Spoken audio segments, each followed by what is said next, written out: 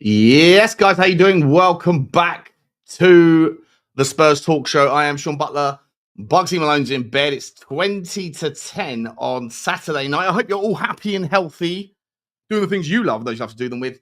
It's a little late sort of show. I wanted to get something out today, but I've been feeling like death today, guys. I've been feeling absolutely horrendous.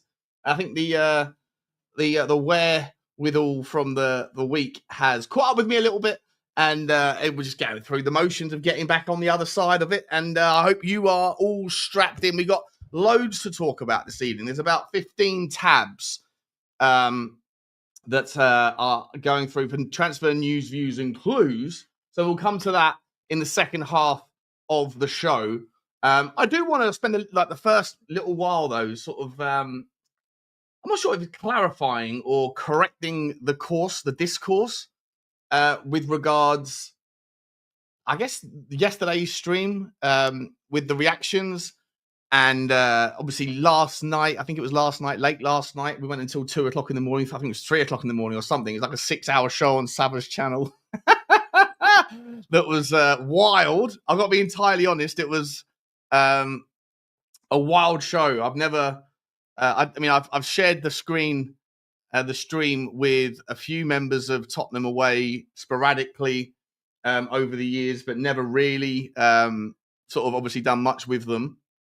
But last night it was, I think basically it was myself, Sava, Alex Box Office. I think James Flower was on, and then like everybody else was pretty much all Tottenham away. So it was quite an intro. Even Stell was on there. It's the first time I shared a stream with that guy for years and years, 3 years, I think.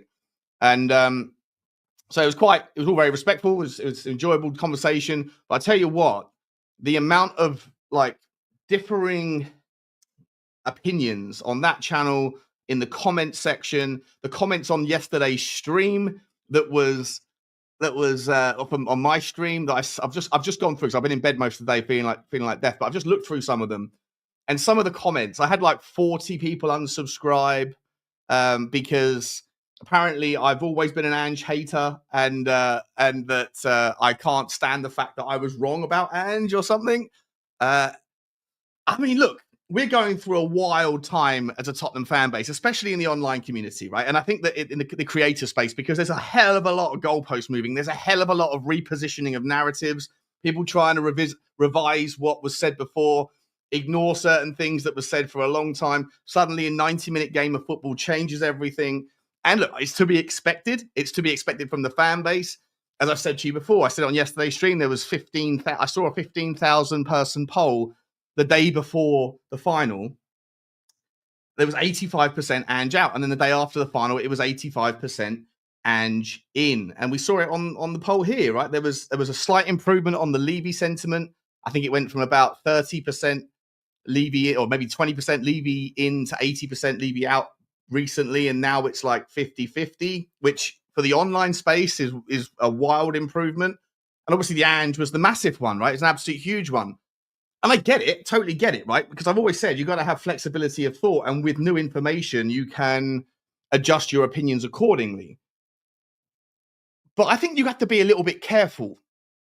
And I want to talk about this. I'm just spitballing here. I haven't even sort of formed like a strong opinion on it. I know how I feel about Ange, and I know the sort of person that I am, that I'm open-minded to having new opinions on anything. I'm always open-minded. I always try to be open-minded, to be corrected on things, I try my best, as difficult as it can be for anyone, to like park your ego and to kind of just see what you believe is the real version of how you feel, and try to distance yourself from prior assessments, prior beliefs that can manipulate your mind and park you in corners that you don't really want to be in, that you don't really believe in order to maintain this idea, this notion that you're right. People get too attached to their opinions, right? It's the human condition, and it can lead people to put themselves in silly situations. So I'm always conscious of those things. It doesn't always mean that I succeed in my attempts to avoid those situations, but I'm always conscious of that trick, or that trap. And so, like, you know, I know how I feel about Ange, and I'll explain it carefully. But I also think that at times like this, you can be accused of things and there can be narratives that can be sort of that can be spun up that position you in places where you have never been, and that unless you correct the tape, unless you make it abundantly clear that this is the journey of my dialogue, my discourse, then you can have people that think things that are just wildly inaccurate. And I think that that's important. I think people should be paying attention to how you feel, how you felt, and why it is that that's changed. Because I think that this notion of open-mindedness and flexibility of thought, well, it's also a slippery slope, because if it's new information that you didn't otherwise know or couldn't have otherwise contemplated, and that comes along like a steam train that goes through you, and then you go, oh, wow, okay, didn't know that. That changes everything. Then I think it's more than reasonable to say, you know what? I've shifted now. But the notion that there's an 85% swing in an Ange take on an outcome that everyone could have contemplated. Everyone knew that we were either going to win the cup or otherwise. And so to have this violent swing, I think it tells a tale of or of something that I'd like to sort of chew over. We know we like to sort of play hypotheticals on this channel and kind of figure out, chew the fat on what's going on. And I'm going to say those to the chat in a second. By the way, I just want to get through this opening monologue. But by the way, guys, smash the like button. There's 300 people here. Love that already. We're only going for a couple of minutes. Hit the subscribe if you haven't already. If you did unsubscribe and you're still watching, then resubscribe. Think about it. If not, I don't care about people want to unsubscribe if they don't like my current take. That's fine. But Ange said, and I 100% agree with him on this one, by the way, that if you didn't think I was a good manager yesterday, you shouldn't think I'm a good manager tomorrow. And I think that sort of narrative should also be extended to the people whose channels or whose opinions that you dial in to assess, to see where you feel. If you are someone that doesn't like people because they have different opinions to you, then that's cool. But some of the comments that I've seen are like, oh, some people are like going, I used to love Sean, but now he's just someone who wants to prove that he wasn't wrong, and it stinks in the wrong time, so I'm unsubbing. And then there was other people who were saying, couldn't stand Sean, can't stand him. But after what I saw on the flip-floppery of other people on Savage channel, I'm done with certain people. I'm coming over to see, and I'm like, why? What are we doing here? Surely it's okay. Surely it is okay to land where you want to land on a manager that has had a very, very mixed season. Surely it's okay to chew over the things that you have access to in assessing what you can assess. You don't know what's going on behind the scenes. You don't know what happens in the dressing room. You don't know what's happening on the training ground. None of us do. So what you do have access to, if you're trying to form an opinion, then it's okay to analyze and digest and figure out where you land. And with me personally, people apparently think that I've always been Ange out, or that I spend too much time with Johnny, or too much time with Sava, or too much time with Henry, even though Henry's only made a very recent reappearance, on the streams and stuff. I haven't streamed with him for a year. So, and by the way, none of those things, I mean, maybe I do spend too much time with them, but that's not the, that's a social endeavor, because I love those people. You don't have to, but I do. They're my guys. But the reality is that I'm not someone that's ever going to have my opinion influenced or shaped by other people's opinions. In fact, a lot of people used to call me a contrarian, because they always thought that whatever way the wind was blowing, I would deliberately go the other way because I'd like a debate. And I think there is some truth to that. I wouldn't call myself a contrarian, but I think there's certainly an element that I do like to sort of get into a debate and to see whether or not there's a method to figure out if people think what they really think they think. And you can, work that stuff out as you go through it. But for me, I think with Ange Postecoglou, there is more than enough reasons to be able to land on the argument where you say, thanks very much for what you've done. But for me, he's a salesman, and it's not something that I can buy into, right? I don't personally want to buy into people that will tell you one thing, tell you whatever you want to hear. I don't think it's the right way to do it. I prefer honesty. I prefer accountability, and I prefer people that at least stick to their guns and don't figure out a method to always turn excuses into explanations. It's not for me. However, the notion that I haven't backed Ange is insane. I was Ange's longest term supporter in this community, or bar people like Hotspur Hippie that are just always going to be in that direction. And Sim, I think on We Are Tottenham TV. Apart from that, I was Ange in for about 19 months, 20 months. I was the first person to buy tickets to a competition that we hadn't even finished the group stages of to get to the final. I knew we were going to do it. I knew we were going to get there. I knew we were going to win. I don't want to come out and say that I told you so or I got it right, but I did. I even predicted the style of game. I said it's going to be a stink fest, stinkiest of stink fests. 0-0 Pens or 1-0 Tottenham. Maybe the pigeon to score because it's the year of the bird. So there's no part of me that didn't think this was going to happen. So I wasn't. People saying, "Oh, you're salty. You were wrong." I wasn't wrong. I backed myself before Tottenham even got to play in the last 16. So when you see those comments, you kind of go, "Well, I think I better kind of correct the record here because it's not. It's only in the last month or two where I've kind of gone. The reason why I'm Ange out is not because of the league performances. It's not because of the cup win or the potential cup failure. The reason why I don't really want him to lead us forward is because I think he's just a salesman and I don't like people who I can't. He's always just going to tell you what you want to hear and find some way to dance around certain truths. And once you start paying attention to the things that they're saying, which is, as I say, if you only have certain access to certain things, if you're paying attention and then you start to go, wait a minute, didn't you say this before? Well, that's a complete contradiction to what you're saying now. Case in point, right? There's about 25 examples of this, but the excuse last season was we played too few games. This year it was we played too many games. Last season he said that to finish 10th and a trophy wasn't a good season. This season he's kind of dressing up. He's now trying to dress up the fact that we finished 17th of part of his grandmaster plan. To me, it's transparent. It doesn't have to be to you. I saw what happened at the parade yesterday when he said about season 3 is going to be so much better. Everyone went wild, and I get it. We're caught up in the emotion of it, but I'm not someone that gets caught up in emotions. That's not my style. I try to always think logically. I try to stay in the mindset of take yourself out of the heat of the moment and figure out where you actually want to be and where you want to go. And for me, the other thing I'll point out just very briefly is I always said that on a meritocracy basis, if he wins the cup, when he wins the cup, then I would entirely understand if the club give him next season, and I will support it and I will back him and I will hope he does well, because why would you want the pilot of the ship or the plane that you are on to crash because you don't particularly have that much confidence in him? I don't think it will crash. I just don't particularly value the manager and I don't particularly value the words. But, everybody else can think what they want, but there's a hell of a lot of goalpost moving going on.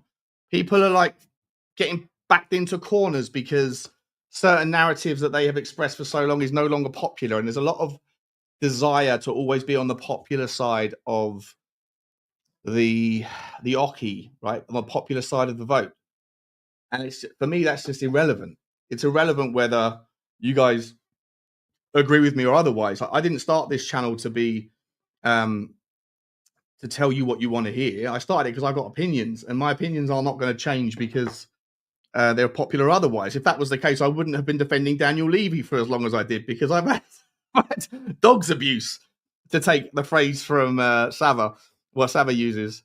Look, it's a wonderful time to be a Tottenham fan. It's a wonderful time. But the trophy's in the cabinet now. The trophy's in the cabinet, guys. We have to look forward, because what is next is important. How do we move forward? And to me, I land on this notion that when he says next season is going to be better, I don't know how it can be better other than an improvement in the league position, which is a given. It can't get any worse, otherwise we're going into the Championship. So in terms of how can it improve? Well, if you finish 10th next year and you lift the Carabao Cup, is that a better season? I don't think so. But if it is, it's only because this season was horrendous in the league, and so the benchmark is really low. The baseline is a really low point, and that shouldn't be necessarily celebrated as an improvement, because it's, I don't know. If you ask someone, oh, how's your bank balance doing? They said my bank balance doubled last month, but they had £2 in it and now it's got £4 in it. Is that something to celebrate? I'm not sure. I don't know. I just think that it's opportunists and it's opportunity beckons and strikes. And that's why I titled the show The Emperor's New Clothes, because the Emperor's New Clothes is a phrase, as far as I understand it or interpret it, essentially means that when people believe into things that are not necessarily true, or they buy into popular sort of PR propaganda when things don't really change, or things that are kind of misunderstood narratives. And for me, I think that Ange Postecoglou, on merit, may deserve to start the new season. But do I think he's the right guy to take us forward? I still think he isn't. And I won't be changing that because, it's now the popular thing to do, and that people don't want to piss off the fan base. Like, it's not my concern or priority whether or not you agree with me. You don't have to So if you do want to unsub, then crack on. But hopefully most of you will still appreciate that we can have balanced discourse on this channel and chew the fat. Let's see who's in the chat anyway. Spurs GCTV, good evening, Graham. How you doing, mate? Hope all is well. Well, all hasn't been well with my stomach this morning or today. I've had a bit of I've had several trips to the bathroom, put it that way. Still buzzing and still asking, did that really happen? It did definitely happen, man. It's madness, isn't it? Good to see you, Nick. Evening, Sean. Evening, JD. Good to see you. Big up, Sean, says Caribbean Spurs. ETC TV, good to see you, mate. 15 open tabs. Let's see if 3 are done. Ha ha. Big up, Sean. Yeah. Evening, Johnny Boy. Good to see you, mate. Good to see you, Luke. Are you still Ange out? I'm still Ange out. I think Ange out is based on resentment. Mine isn't resentment. It's just lack of confidence, lack of belief, and lack of buy-in to the. Sorry, this is really hot. Give me 1 second. Ugh. Ugh.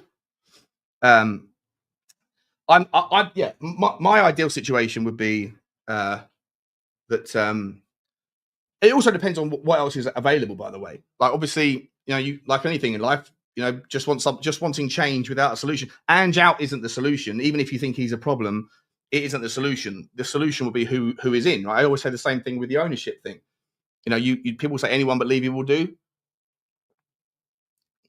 That's a scary, crazy thought process. So I'm wait and see. Rumors out today from Ornstein saying that the plan is still to let him go in a week's time. But what I'm concerned, it's going in it. I've got to embrace it. For me, it's a wait and see. Who else can come in? Who are the options? What are we doing? Is it Xavi? Is it Inzaghi? If you offer me right now Ange for next season or Xavi, I'm taking Xavi. If you ask me Inzaghi or Ange, I'm taking Inzaghi. If you offered me Oliver Glasner, of which there's an update in one of those 15 tabs, we'll come to that. I'm taking Oliver Glasner. If you offered me Thomas Frank, if you offered me Marco Silva, if you offered me that sort of caliber, I'd probably go, oh, you know what? Let's just roll the dice and carry on going with Ange.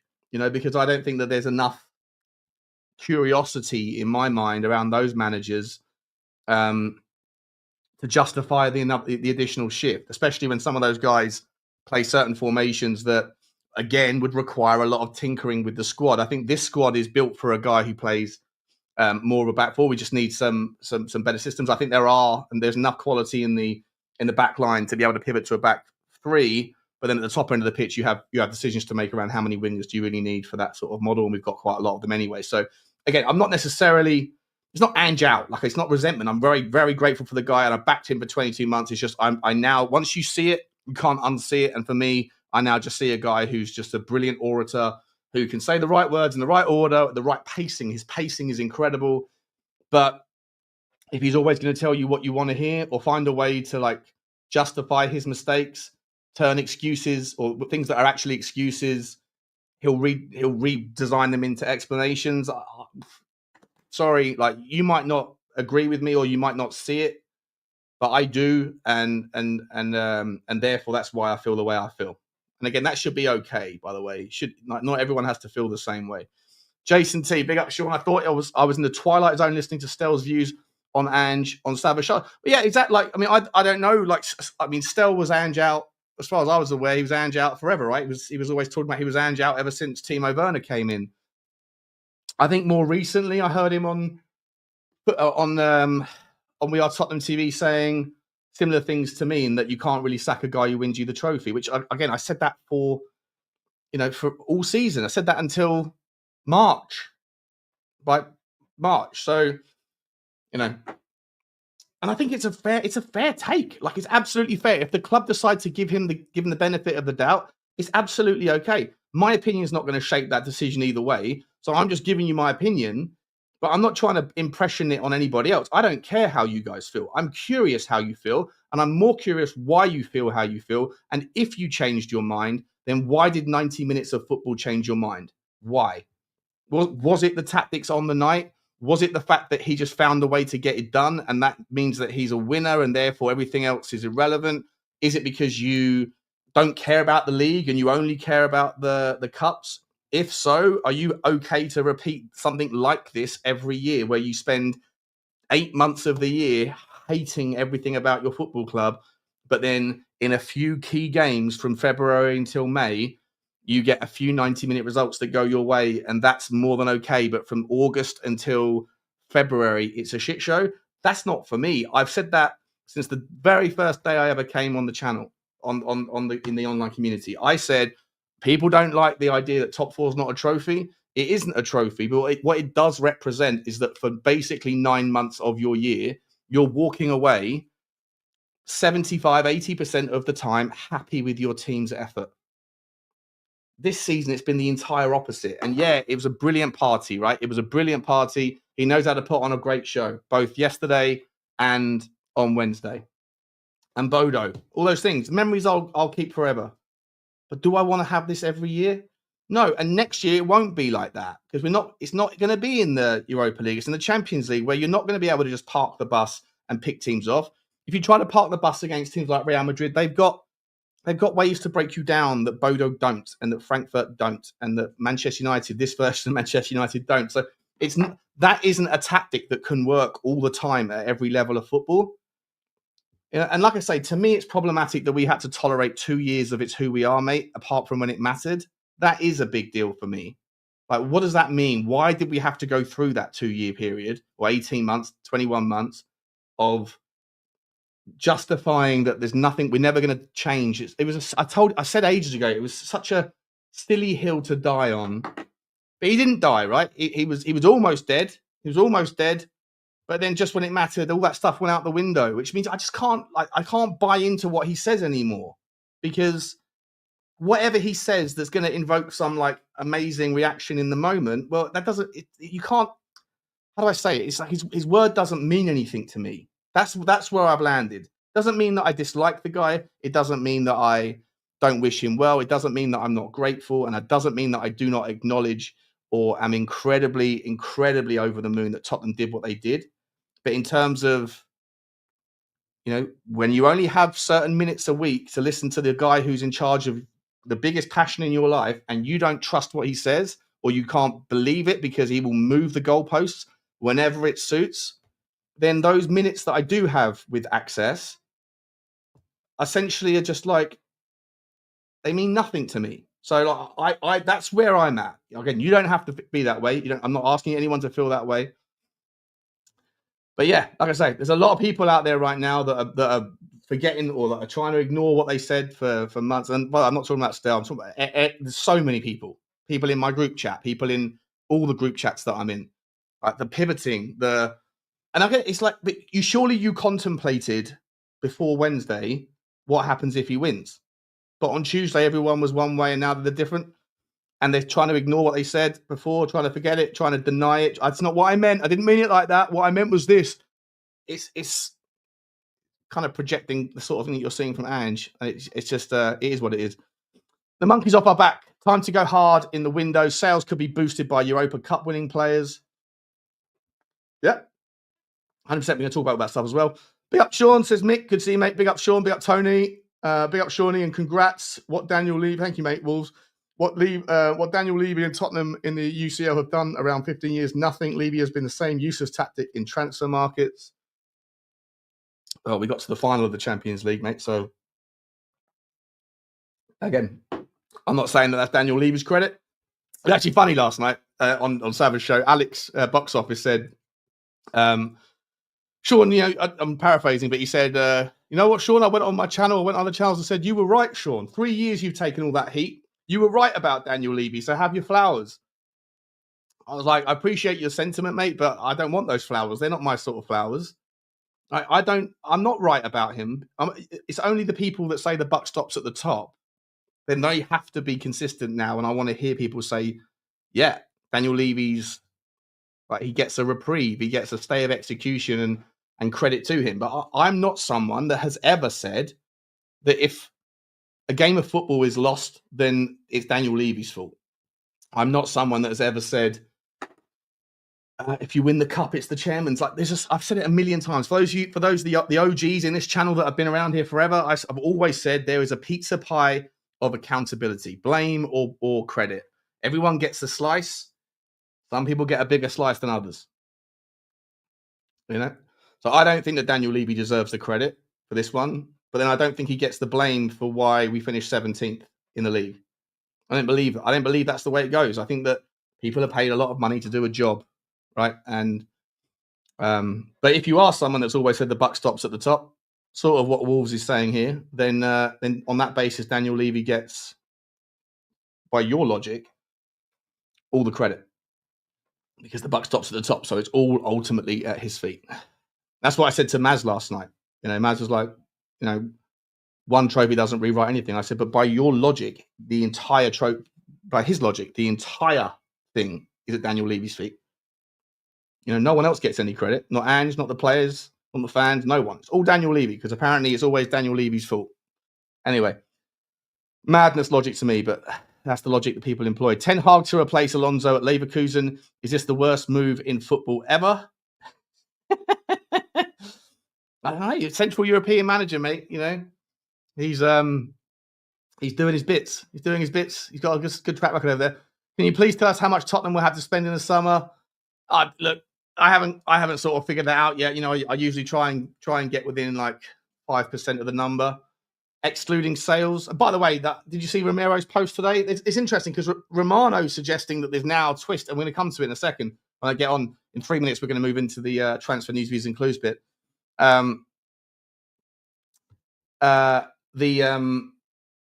Romano has said that there's new hope for Tottenham with regards to Romero. But I saw a post that was from Romero today that was translated into Spanish, and to me it read like he was saying goodbye. So we shall see. I'll come back to the transfer budget thing, but I'd imagine that we can spend, you know, 120 quid, 120 million quid, if we wanted to, net or excluding sales. I think we could. We only spent £50 million net last year, so I'd hope that we can do 100 million plus. And then if you sell Romero and you sell Bissouma and you sell a few others, you know, the Valises and excuse me, and you know, whoever else that's on that list, we went through it yesterday. Then I think you could easily front run quite a big summer. And we've got a lot to do, right? Because this squad sure as hell isn't going to cope on the multiple fronts and for next season. Maddison saying Levy will keep Ange. He has Ange and Paratici don't get on. Well, Ange has made a couple of comments about Levy, a little slide digs. You know, when Ange said, you know, people said people didn't listen to me. That's another thing that annoyed me, right? The whole narrative of no one listens to me. I told them no one listened to me. I listen to you, bro. I listen to everything you say. I remember everything you say, and that's why I feel the way I do, because you dance from left to right, like we're doing a two-step, and so I do listen to everything you say, Ange, and that's where I land, because I land that way. That's the way I feel. I'm not sure what your name is, my man. Hello, my friend. I've missed you already. I'm so glad we won the Europa League. This means there will be Champions League money and transfers. 100%, buddy. Good to see you. Don't think it Levy that the problem is Enoch. Yeah. Ange is the worst coach we've had in the Premier League era. Every metric backs that up. Winning a competition we were favourites for doesn't overshadow that Ange out. Yeah, look, see, again, I don't. That's a fine argument to make. It's a fine argument to make. 100%. Ange in, but Angeville was wrong approach. Use tactics like EF final, where Spurs was almost like low block. Okay, but then, and that's fine. But that wasn't what we employed him to do, and that wasn't what he said that we were doing for 2 years. And that's the frustration thing, because now he's dressing up that he gave up on the league. And by the way, that is incredibly disrespectful to the fans that buy season tickets, me being one of them, the fans that travel, the fans that pay for your Sky Sports subscription, the fans that come over from overseas to the games. You've just decided that you're not going to care about the Premier League. Well, okay, can I not care about giving you half my money for the season ticket then? You know, if that's what we're doing here. It's just, you know what I mean? Like, it's not acceptable. And that, to those people that want to unsubscribe from my channel because I'm criticizing your boy, okay, see you later. Don't care. But you're never going to hear me change my tune to stay on the popular side of the audience. Not my style. I don't care. I don't care what anyone thinks of me anyway. So, and neither should you, by the way. It's such freedom from the stresses of caring what people think. Anyway, everyone was complaining about the style of play under Mu and Conte. Please say what you think, James. Yes, I will do, mate. Thank you, buddy. Now they want Ange to implement that exact same style. You can't make it up. Well, this is it. Exactly. It's how he's conducted himself after the grit, the togetherness, bringing greatness back to Spurs, showing he can change his tactics. He is the man to lead us forward, says Brian. Okay, but then why spin it into things that it wasn't? Right? Why spin it into things that it wasn't? He's a spin. Like Shane Warne would be proud of having that amount of spin. It's just not for me. If it's for you, Brian, fair enough, but not for me. Shout out to Sava for not even enjoying the win for a week. Is he? Why is he calling the club small again? Listen, Sava's another one though. I fully respect Sava for many reasons. I like the guy. I know he can piss people off, and he doesn't care. He's Marmite, right? And that's fine. I know he gets a little bit more sensitive to the hate and stuff, but he is someone that, first of all, he gets to where he gets to logically. You don't really ever hear him making too many logical fallacies in the consistent narrative approach. But he also doesn't give a fuck if you know, he doesn't change his mind too quickly. You know, doesn't change his mind too quickly. I know for that he latterly said that Tottenham were going to win when we got to the semis, but for the most part he was saying that Tottenham haven't got a chance and that it was going to be Bilbao. But generally speaking, I think that he's very consistent on his stance, and he's happy to be on the unpopular side. James doesn't want to stay around anymore. Okay, Jesus, try your best to enjoy the win. These YouTubers just want to make any content. It's what we do, bro. It's content. Johnson again, ale, or ale. Love you, Sean, but your timing is off. It's time for celebration. We are the champions of Europe, mate. Yeah, we are champions of Europe. The time, it's the perfect time, mate, because the trophy's in the cabinet. We have to figure out what's coming next, Cantab. What have you done for me lately? That is the phrase, right? Like, as soon as it's done, it's on to the next. That's life. The trophy's in the cabinet. We haven't got time to piss around and worry about. Not for me. I enjoyed the party, but for me, the party's done. Now I'm like, okay, who's going? Who's staying? Who's coming in? How much money do we have to spend? Who else is doing what? How do we get back up to the top? My time I'm done with the let's just. I was gonna say let's just get drunk. That's par for the course for me. Doesn't matter what day of the week it is. But well, to be honest, I am actually going to be, as of Monday, I'm cutting down. This is my. I've had one sip of cider today. This is my first drink, and it's 10 o'clock on a Saturday night. So I'm guessing more of you have had more to drink today than I have, which is probably rare. But yeah, I think the celebration time can go on as long as you guys want to, but I'm on to the next now. Great, the trophy's done. But as I've always said, my personal relationship with watching Tottenham win things, it's not my trophy. I don't think of myself as a winner. I don't think of myself as a loser if Tottenham lose. I think of myself as a somewhat relevant but mostly irrelevant observer of other people's success that I have a buy-in to.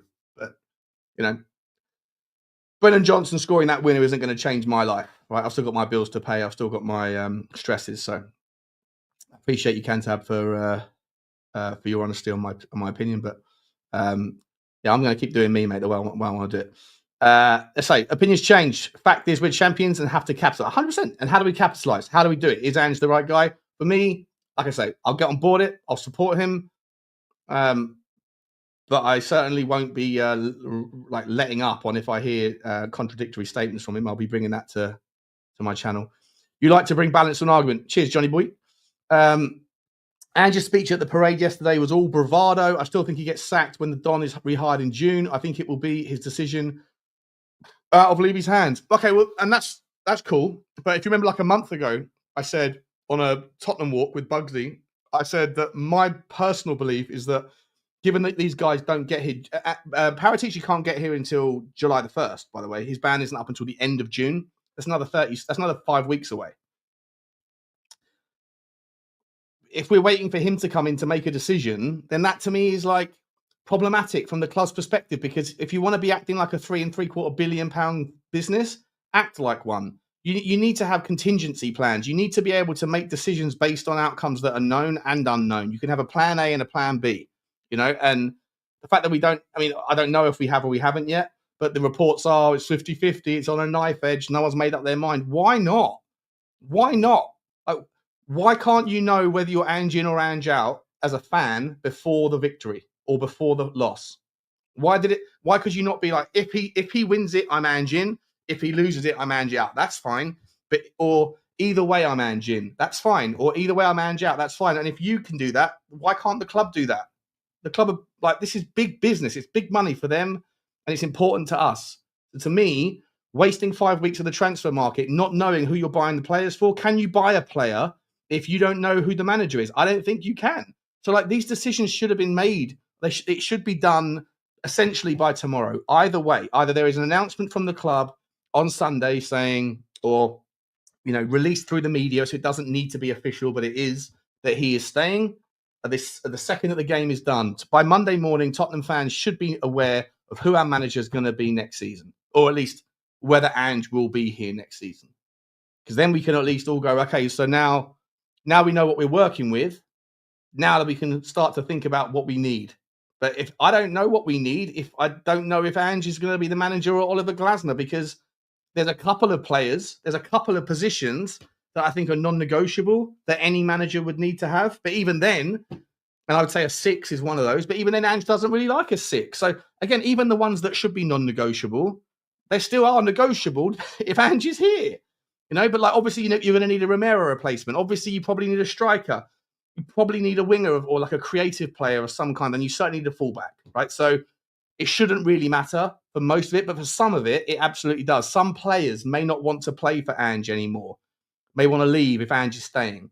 Other players may not want to come if Ange isn't here because they've seen him from a distance and gone, I want to work for him because I love what he says. There's a lot of people, most of you love what he says. I don't, but a lot of you do. So that's what it takes, all sorts, right? Everyone's got their own influences in life, I guess. Daniel Levy is the GOAT, says Eddie. My chairman. He's my chairman.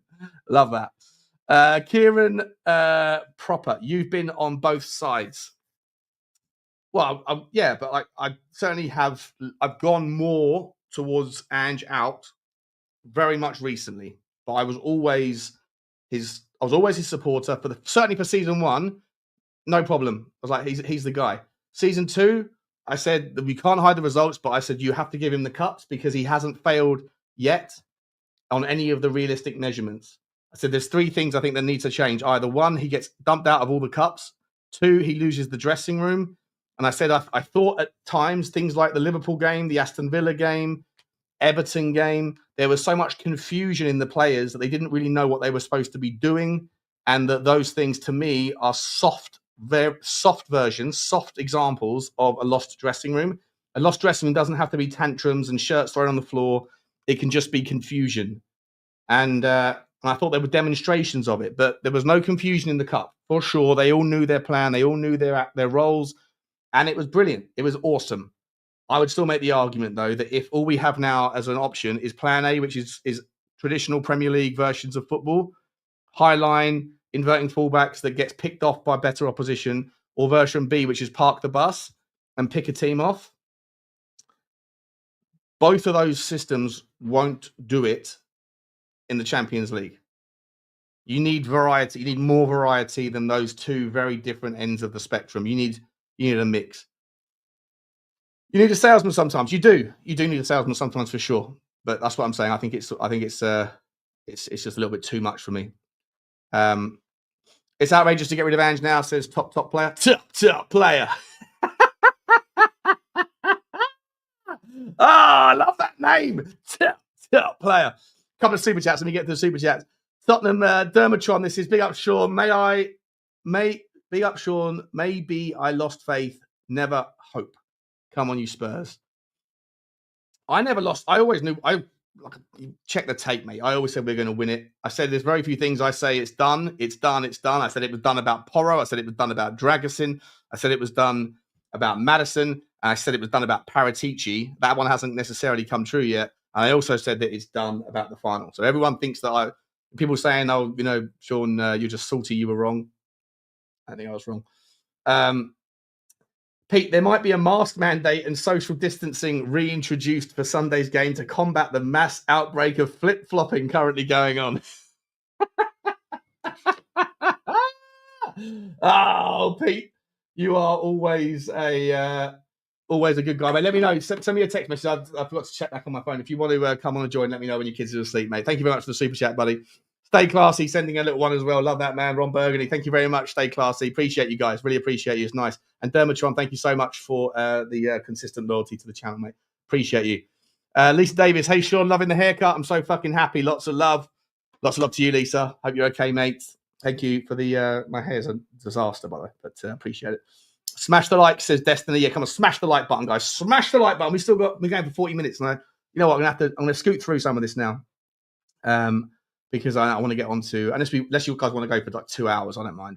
I'll maybe split this up into two different segments. But yeah, the transfer news is pretty important. Sean, what do you think about Andrew's statement that season 3 were better than season 2? Yeah, it's laughable, and the gobbling up of it like a $10 hooker in Tijuana was an emotional reaction. And like I say, I get it. I totally get it. I'm just not someone that's that emotional as a person. Like I try my best to not get or to not let emotion. I try not to let my heart leave my head, because it doesn't. That doing that sort of shit in business, for example, is a recipe for failure. So maybe that makes me a little bit dead inside, I guess.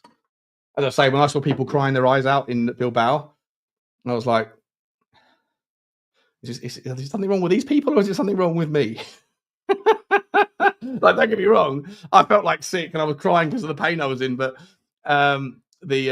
just like, you know, seeing Johnny blubbering like a baby, and I don't know, like to me, I just it's not something. I don't think I could ever cry about something that I'm not directly attached to or directly affected by. I'm so glad you don't get carried away with your emotions. You are a smart logic, lad. Cheers, Sam. Appreciate you, mate. It's actually important to get players to buy in. 100%, Kieran. It is like, there's a balance to everything in life, right? Like you do need a manager. If you had a manager that's just wooden, distant, you know, barely talks to the players, and like, you know, some of the managers in the Premier League's press conferences, you can't really imagine them inspiring. But what they maybe don't have in inspiration, they might have in organisation, right? Again, different types of managers, different types of just sort of styles of personality. And it would be awesome if Ange had a bit more of the organisation to him, which he has demonstrated in the Europa League. And so, like, I'm okay with him, by the way, if he comes in next season and there's more flexibility, there's more adaptability, there's more usage of the various tools, because we've got a lot of tools in our armory. We've got a load of tools in our shed, load of them. And I don't think we've been using them very well. Like the back 4, back 5, that's 75%, now 80% rule, right? When those back 5 play together, they win. That's because when used properly and when fit, I think they are the second, debatable, but maybe in the best back line in the Premier League. It's been used horrifically into a system that doesn't really take advantage of their skill sets in the best possible way, and that also incorporates the risk and the vulnerabilities of the other side. So use it better. And if Ange is the guy, like I say, I'm absolutely fine. If the club decide to give it to him, I'm not going to sit here and like cry about it. I'm also not even saying I'm 100% Ange out, because I don't know what the other options are. And when I get to these links, you'll see there's a story about Oliver Glasner, which is quite interesting. The Ange out guys didn't realize how great it would feel to actually win a cup. Yeah, Well, that's another point as well. That's actually possibly a very relevant point there, Schlitzenberger, that maybe they were Ange out until the buzz, and then the buzz took over, and now it's been too long and they forgot, or maybe they hadn't experienced it. That's a very, very actually top comment. Super Cup. Yep. Going to be when we lose to Brighton tomorrow, it will be back to reality for the flip floppers. Mm-hmm. Let's talk rumours this Sam. Okay, we're going to pivot through in a second. Let's get to it. Let's see if we've got everyone else who's done. Ange has to go. Fergie nearly got the sack, and then the rest is history. We get rid of Ange now. I'm telling you, he go to Man City when Pep goes. Mark my words. I'll have a £10 bet with you that doesn't happen. But charity bet. Someone keep a note of JL engravings. And let me know, JL, if you want to do it. Congrats, Spurs. First, it only starts 1974. I'm not sure what that means. Keep him, says AB15. Such a loser. Who, me? Okay, cool. He deserves a chance till Christmas next season at least. If you give him a chance and then if you're saying we sack him by Christmas, then you're essentially invoking that we're going to start the season with like 5 or 6 losses in the first 10. I don't want that again. And everybody that is saying that now won't want that either. And, do you have the confidence that Ange is going to get us back into the top 4 next season? Because that's the way that you're going to have to qualify for the Champions League for the season after, because we're not winning the Champions League. No chance, in my opinion. If I'm wrong about that, then you know what I have learned recently? It's nice to have opinions where if you're wrong, then it's not that bad because Tottenham have succeeded. I've never really thought about it before.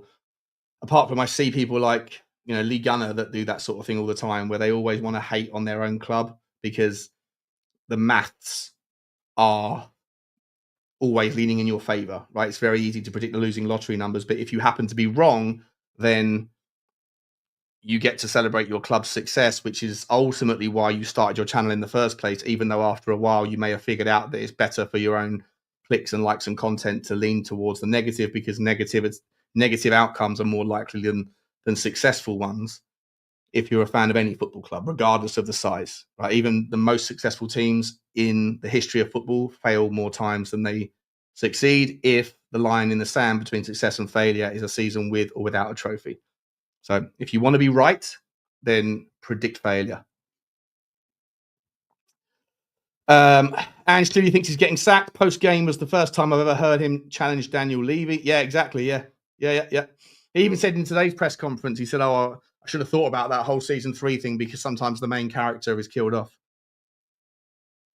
Is he the main character? I guess he is. Not £4, more like £1,000. Not sure what that. Oh, is that the reference to the bank account thing? Fuck, am I miles behind?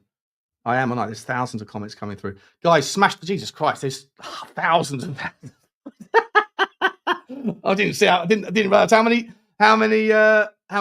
comments were. I was taking my time. We got to get on with some super cut or some comment stuff, some transfer news.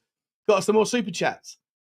It's not a bad time to go live, clearly. 600 people in the house at 10:30 on a Saturday night. What are we doing here? Stay classy with the super chat. Thank you very much. Stay classy. Appreciate you. Rakdos Mass, Alan, how you doing, mate? Hi, Sean. I'll keep watching you no matter what, dude. You make great and enjoyable content. I appreciate you, Alan. And by the way, Alan, I do want to get you back on the show, mate. I need to get you. I think you're in the chat, in the group chat, mate. So we'll get you back on very soon, buddy. I hope you're well, mate. I hope you're well. I hope all is going well with your channel as well. Sean, you're a business pro. Well, certainly not a business pro, mate. Someone who has businesses or kind of had businesses that are a little bit on ice at the moment, if I'm entirely honest. Shenanigans are still afoot. What would you do in Jan if your job was to get Champions League and a trophy? His job wasn't to get Champions League and a trophy. His job is to manage the football club, mate. His job is to manage the football club, But I think that, like, this notion that the only way that we can ever go deep in a competition is to completely, like, walk away or deprioritize certain competitions. If that's the case, then don't charge the fans a full season ticket if you're only going to get half an effort. You know, he doesn't have the same relationship with money that we do. You know, he doesn't care. He can walk into any bar, any restaurant, any clothes shop and buy whatever he wants. To a lot of people, £2,000 or 1,500 quid or whatever the season tickets are, it's a lot of money when you include the travel and your petrol and the yada, yada, yada. You know, people spend tens and tens of thousands of pounds a year on their team, especially if you've got a family, to deprioritize one tournament. Like I say, and I don't think it was a deprioritization, by the way. I just think it was his tactic in the Premier League was just completely figured out, and he was too proud to acknowledge it. But he knew that his legacy, his ability to say I'm always a winner, was entirely at risk. And so the only way he knew that the it's who we are, mate, isn't going to work. So when it came to the crunch, in the moments that matter, all that shit went out the window. I can't overlook that and have and like respect that approach. Especially, I can appreciate it and respect it if you acknowledge it and sort of but it's the phony. It was all part of the grand plan. Nah, sorry, not for me. What are we doing here? Where do we get to? Come on, you Spurs and Sean Hurl, only London team with silverware. That's not true. Crystal Palace and maybe Chelsea. But either way, I appreciate you. Appreciate the super chat, Sean. Thanks, mate. I hope you're okay. Trying to break the wage structure, Rain Man. 100%. 100%. Sean, do you think Levy will hold out sacking him to bring in Poch next summer? I always said I think Andrew's the guy before the guy. It turned out Andrew was the guy, by the way. That's where I was wrong. Right? It turned out Andrew. I always said Andrew's the guy. You know what? I need to do an apology video about that because that is something that I've said for 2 years. Before, this wasn't about Angelo. This was about whoever was next following Conte. I said it doesn't matter who the next guy is, given what they've got to inherit, given the amount of transition of players, given the amount of the youth transition, all that stuff, given the amount of like disruption and disharmony, and we didn't know what was going on with Paratici, all that stuff. I was like, it doesn't matter who the next guy is. That person is there to be the building block of something else.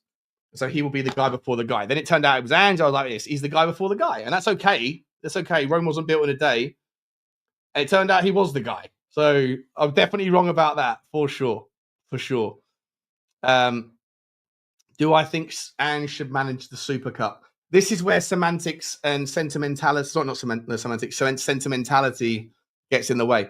If he is not the guy for next season, then you can't wait until August because it's the second game of the season. The season's already started, right? So, yeah, like, it's difficult because I feel like the guy who wins you I doubt very much there's ever. I mean, let me know if someone's a stat aficionado out there. Let me know if there's ever been a guy that wins the Europa League or the Champions League and then is sacked, and then another manager comes in to take over the Super Cup. I doubt that's happened, but maybe it has. Maybe it has. Shabby suits the way we want to play and is a huge youth advocate. Exactly, Niall. Yep. That's Palace are a Surrey team.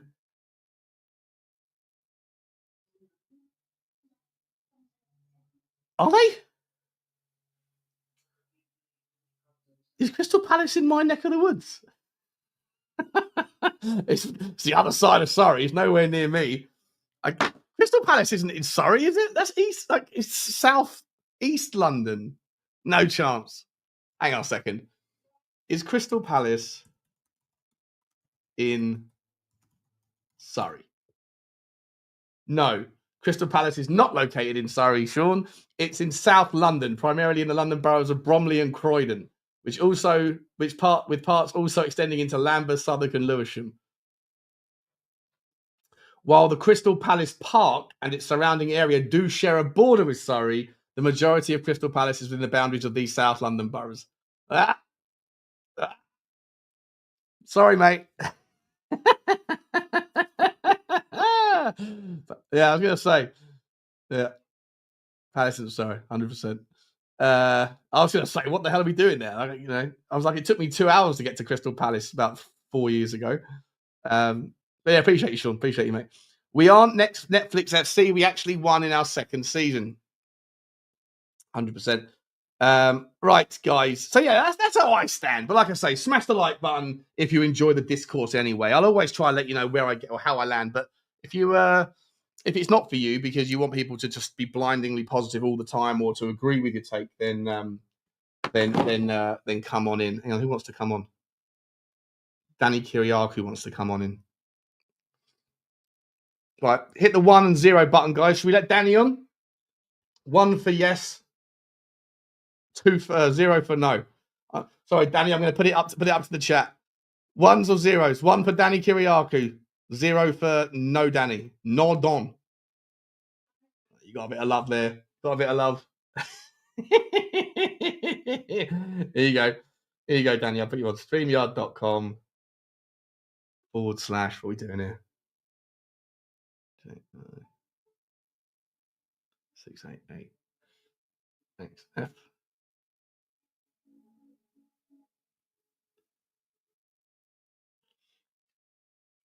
Oh, wait a minute. You've been zeroed out. Nah, there's enough ones. I'm only kidding. Come on in, Danny. Come on in, bro.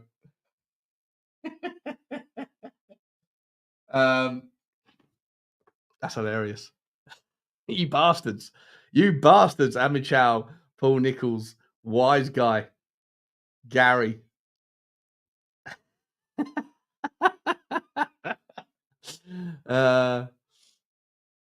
Feels 50-50, thinking we are getting some flowers. Not sure what that means. Transfer news. Let's get into the transfer news, shall we? All right. Share screen. So, what are we doing here? Well, let me start by saying the first most outrageous transfer news this morning is this is coming from Team Talk that are referencing. I mean, these guys are bottom of the barrel stuff, but for that Fijacious, and they said that we're after Xavi Simons, and that we are after Benjamin Sesko. Now, look, they ain't happening, but you never know. Tomorrow morning, you might be, just before I leave for the Tottenham game, you might be entertained with a 15-minute spiel about those two players because they're just but they're not happening. So let's move on. Let's start with this story right here. Where are we? Love the fact that Danny says, "Send me the link, I'll come on," and then I send it to him, and then he doesn't come on. He's coming on. Or maybe he's coming on. I don't know. Is it up? Is it up on the screen? Is it up? Pause. Yes, it is. Okay, what we got here? Football London, Ange Postecoglou, and the remarkable sign that hints at Tottenham glory next season if Levy agrees. As mic drops go, I told them and they laughed. I told them they didn't believe, but here we are. He bellowed to huge cheers. This club deserves it. Where's the actual story? The 59-year-old leaves his players wanting to run through brick walls for him, and in that moment, the thousands stood before him were ready to do the same. They really were. A week ago, many of them may well have been willing to give up on Postecoglou, but sometimes all it takes is a single match, and with those 97 minutes of football in Bilbao, Tottenham supporters took up every inch. Oh, where's this story?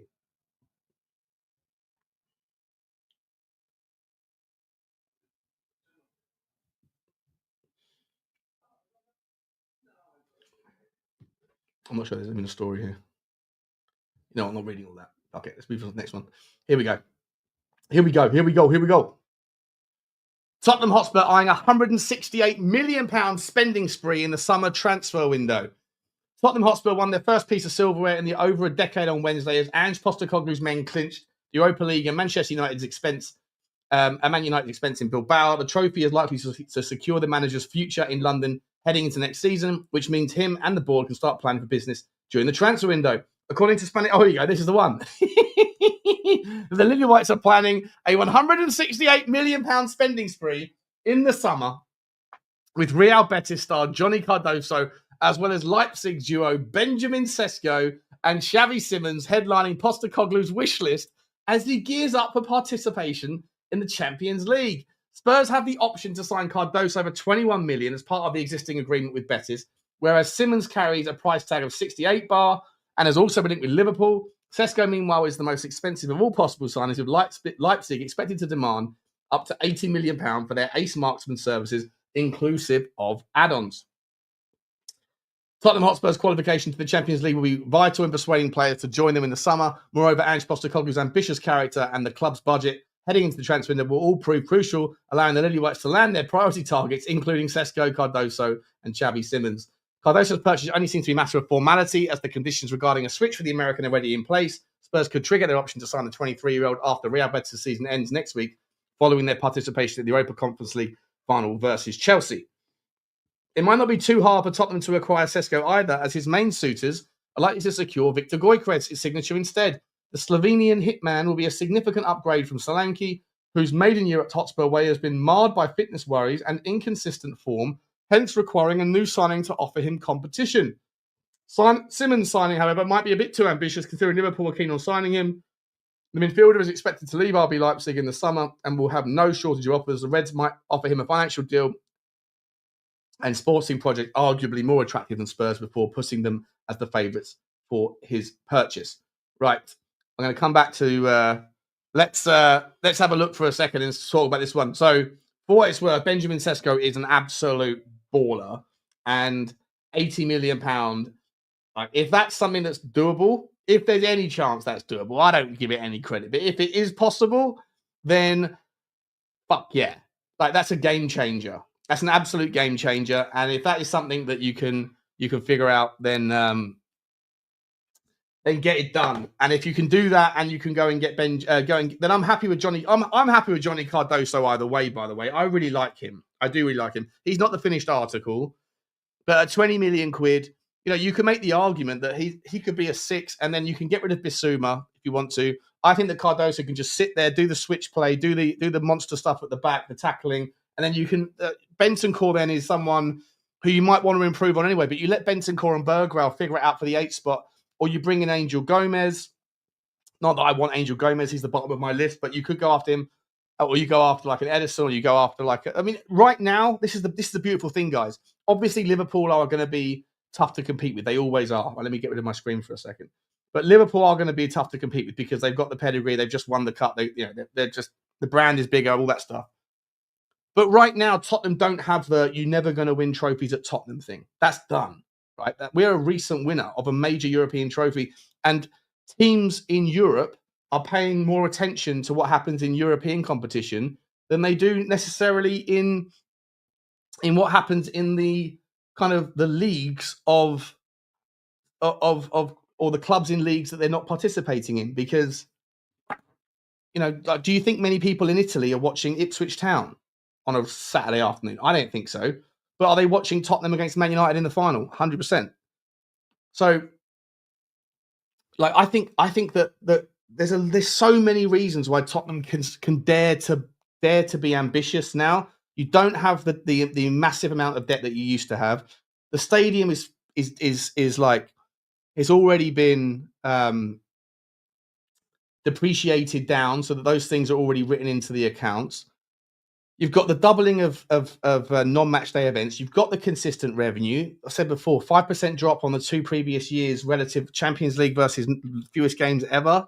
Shows you that the commercial line is so strong.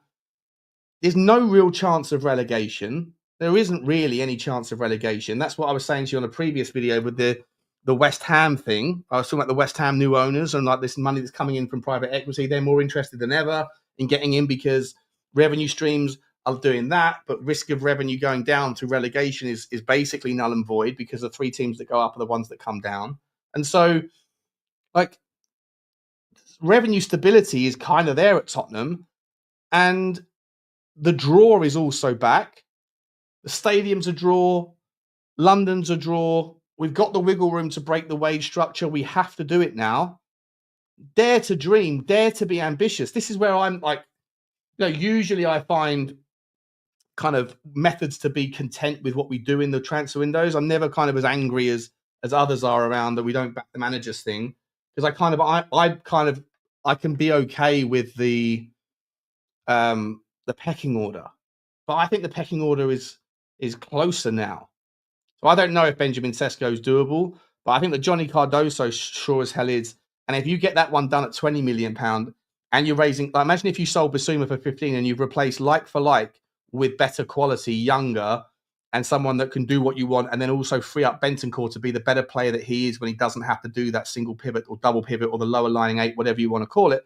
That stuff to me is like, it's a really nice start. Now, is he the monster?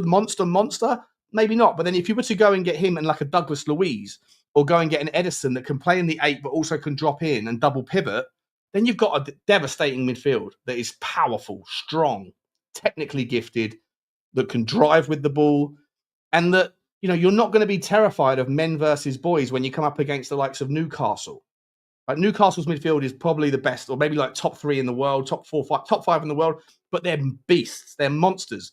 And you worry a little bit when you see like Bentancur going up against some of those players. You worry a little bit for like Lucas Berghvall, because they're just not, they're not men to the same category, and they just get like hounded by these physical specimens. You go and get an Edison or a Dougie Luiz, and you bring in a Johnny Cardoso as well. You've got options, you've got variety, but one thing you don't have any issues with is strength, is power, and is the ability to fight. And that to me is important. And I really think that Tottenham right now can go after that. And like I say, if you can go and get a Benjamin Sesko, I don't think it's going to happen. What you should go after, just Jonathan David, makes a lot more sense. But it depends on what we're doing with Romero. We're going to come to that story in a second. Let's move on. Anyone, I'm just going to see if there's any people I'm missing out on here. Sean, I would agree if you finish higher in the league, but if you do end 17th, that 4th from bottom, I do think a lot of players will think a lot harder now. Yeah, well, Ange can spin that yarn, can't he? You know, there is value to being a salesman. You can convince people that it was all part of a grand master plan. Was it? Was it really? I don't think so. Danny Olmo should be available this summer. I love Danny Olmo. It's D-A-N-I, by the way, Mr. Ashraf. I love Danny Olmo, though. I think we'll be buying more from the Serie A. The Don will just send his request third party. Yeah. Well, like I say, go and get Samuel Ricky then from Torino. I think it's Torino he plays for. He's an absolute baller.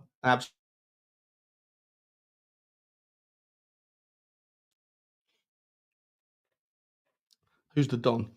Who's the Don? Only Ange is a Don. Don Paratici. Never forget his name. Even Romero is not that big. Maguire towered over him. Yeah, but Romero smashed him in the shit house, didn't he? Danny Olmo, are you serious? Says Chris. Well, you don't like Danny Olmo? I think he's brilliant. Yeah, more Radu Draga since Captain Hindsight. Captain Hindsight. Can't start glazing Paratici when Ange is the one who has won the cup. Well, Paratici doesn't manage the team, does he? So, Jonathan Davis, no-brainer, says Chris, 100%. Maguire is 30% forehead. We call him five-head. Five-head over here. Where are we going to next? Let's get the story back up. Is this the one that I was looking at a minute ago? The long one for Football London? Yes, it is. We don't need that anymore. We don't need for Jaces. Here's the Oliver Glasner story, guys. Let's get this one up and running. Screen back up. Here we go. This one's from Tottenham Hotspur News, but it's a relink from somewhere else. Oliver Glasner could be the man to replace Ange Postecoglou at Tottenham as an update on ongoing contract talks emerges. Whilst Postecoglou ends Spurs' 17th trophy drought by winning the Europa League, the Australian is not out of the woods yet, with Daniel Levy continuing to survey his list of potential replacements. Postecoglou was near perfect with his game management. His choice to play a three-man midfield of Bentancur, Sarr and Yves Bissouma suffocated United, while transitioning to a back five for the final minutes, stamped out the Red Devils' attacks. Here we go. Tottenham were not the only club to make history recently, with Glasner guiding Crystal Palace to their first major trophy as the Eagles beat City 1-0 in the FA Cup final at Wembley. Glasner's current contract at Selhurst Park runs until next season, and it has been widely reported that Crystal Palace are in talks with the Austrian over a new deal. Palace owner Steve Parish has insisted that Glasner will remain with the Eagles next season. However, Lily White Rose owner John Wenham, speaking exclusively to Tottenham News, believes the 50-year-old would accept the offer from Tottenham. If Postecoglou does go, I could still see Glasner as his replacement, Wenham said. No disrespect to Palace, but a move to Tottenham, who can now offer UEFA Champions League football, is a massive step. His first official game could be the UEFA Super Cup. It's a huge step. Isn't that wrong? Isn't the Super Cup his second game? Isn't the first game in August like August the 8th or something? Maybe I'm wrong. However, if Tottenham want to appoint Glasner, they will need to move sharpish after those contract talks. That means a decision needs to be made on Postecoglou. I do think Glasner would be an outstanding appointment if it were to happen. If an option to replace Postecoglou does not become viable over the next few weeks, Tottenham would be better off sticking with an Australian coach. I agree with that, by the way. Depends on what's available, right? And you know that the Palace owner is Steve Parish is interested in.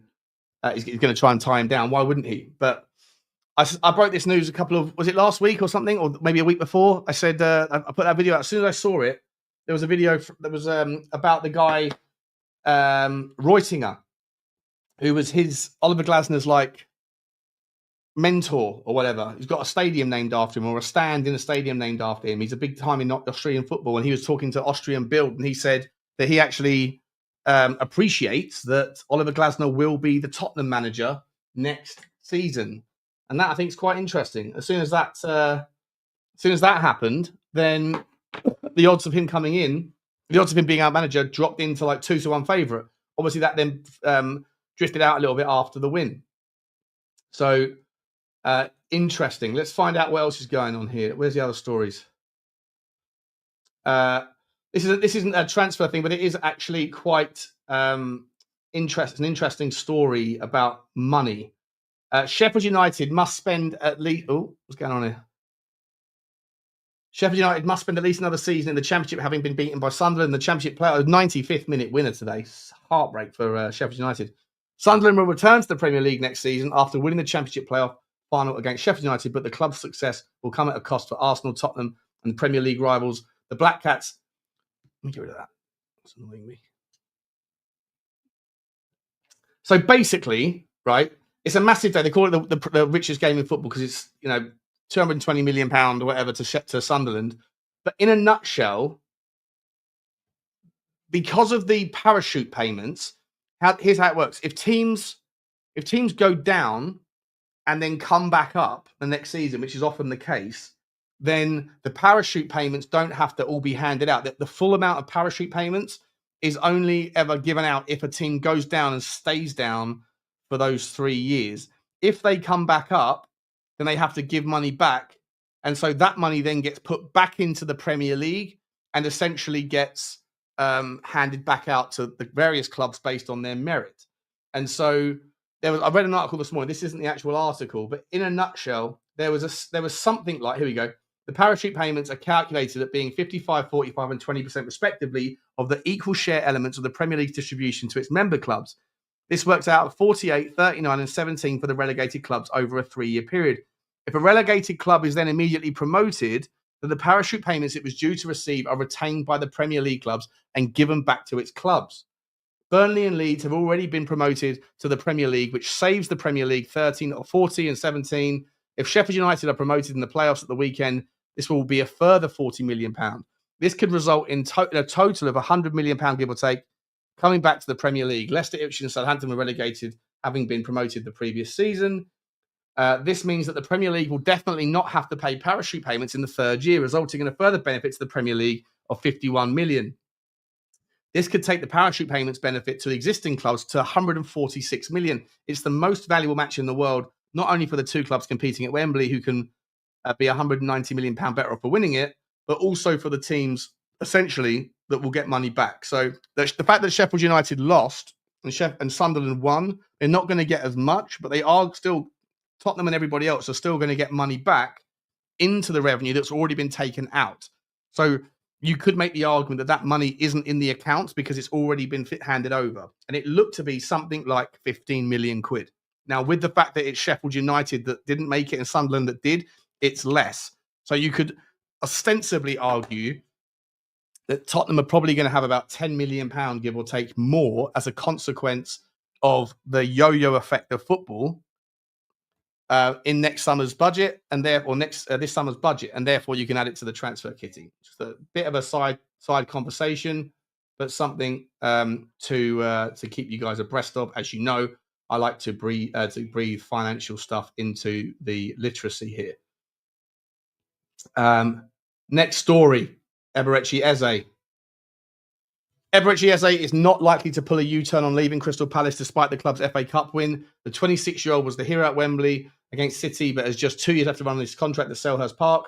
Sources say the trophy win and subsequent Europa League qualification will not make a huge difference to Eze's decision. The attacking midfielder has an active release clause worth £68 million in his current Palace deal and is attracting interest from Tottenham, City and Man United. Football Insider revealed last week that Spurs are planning to offer below that figure in initial negotiations this summer.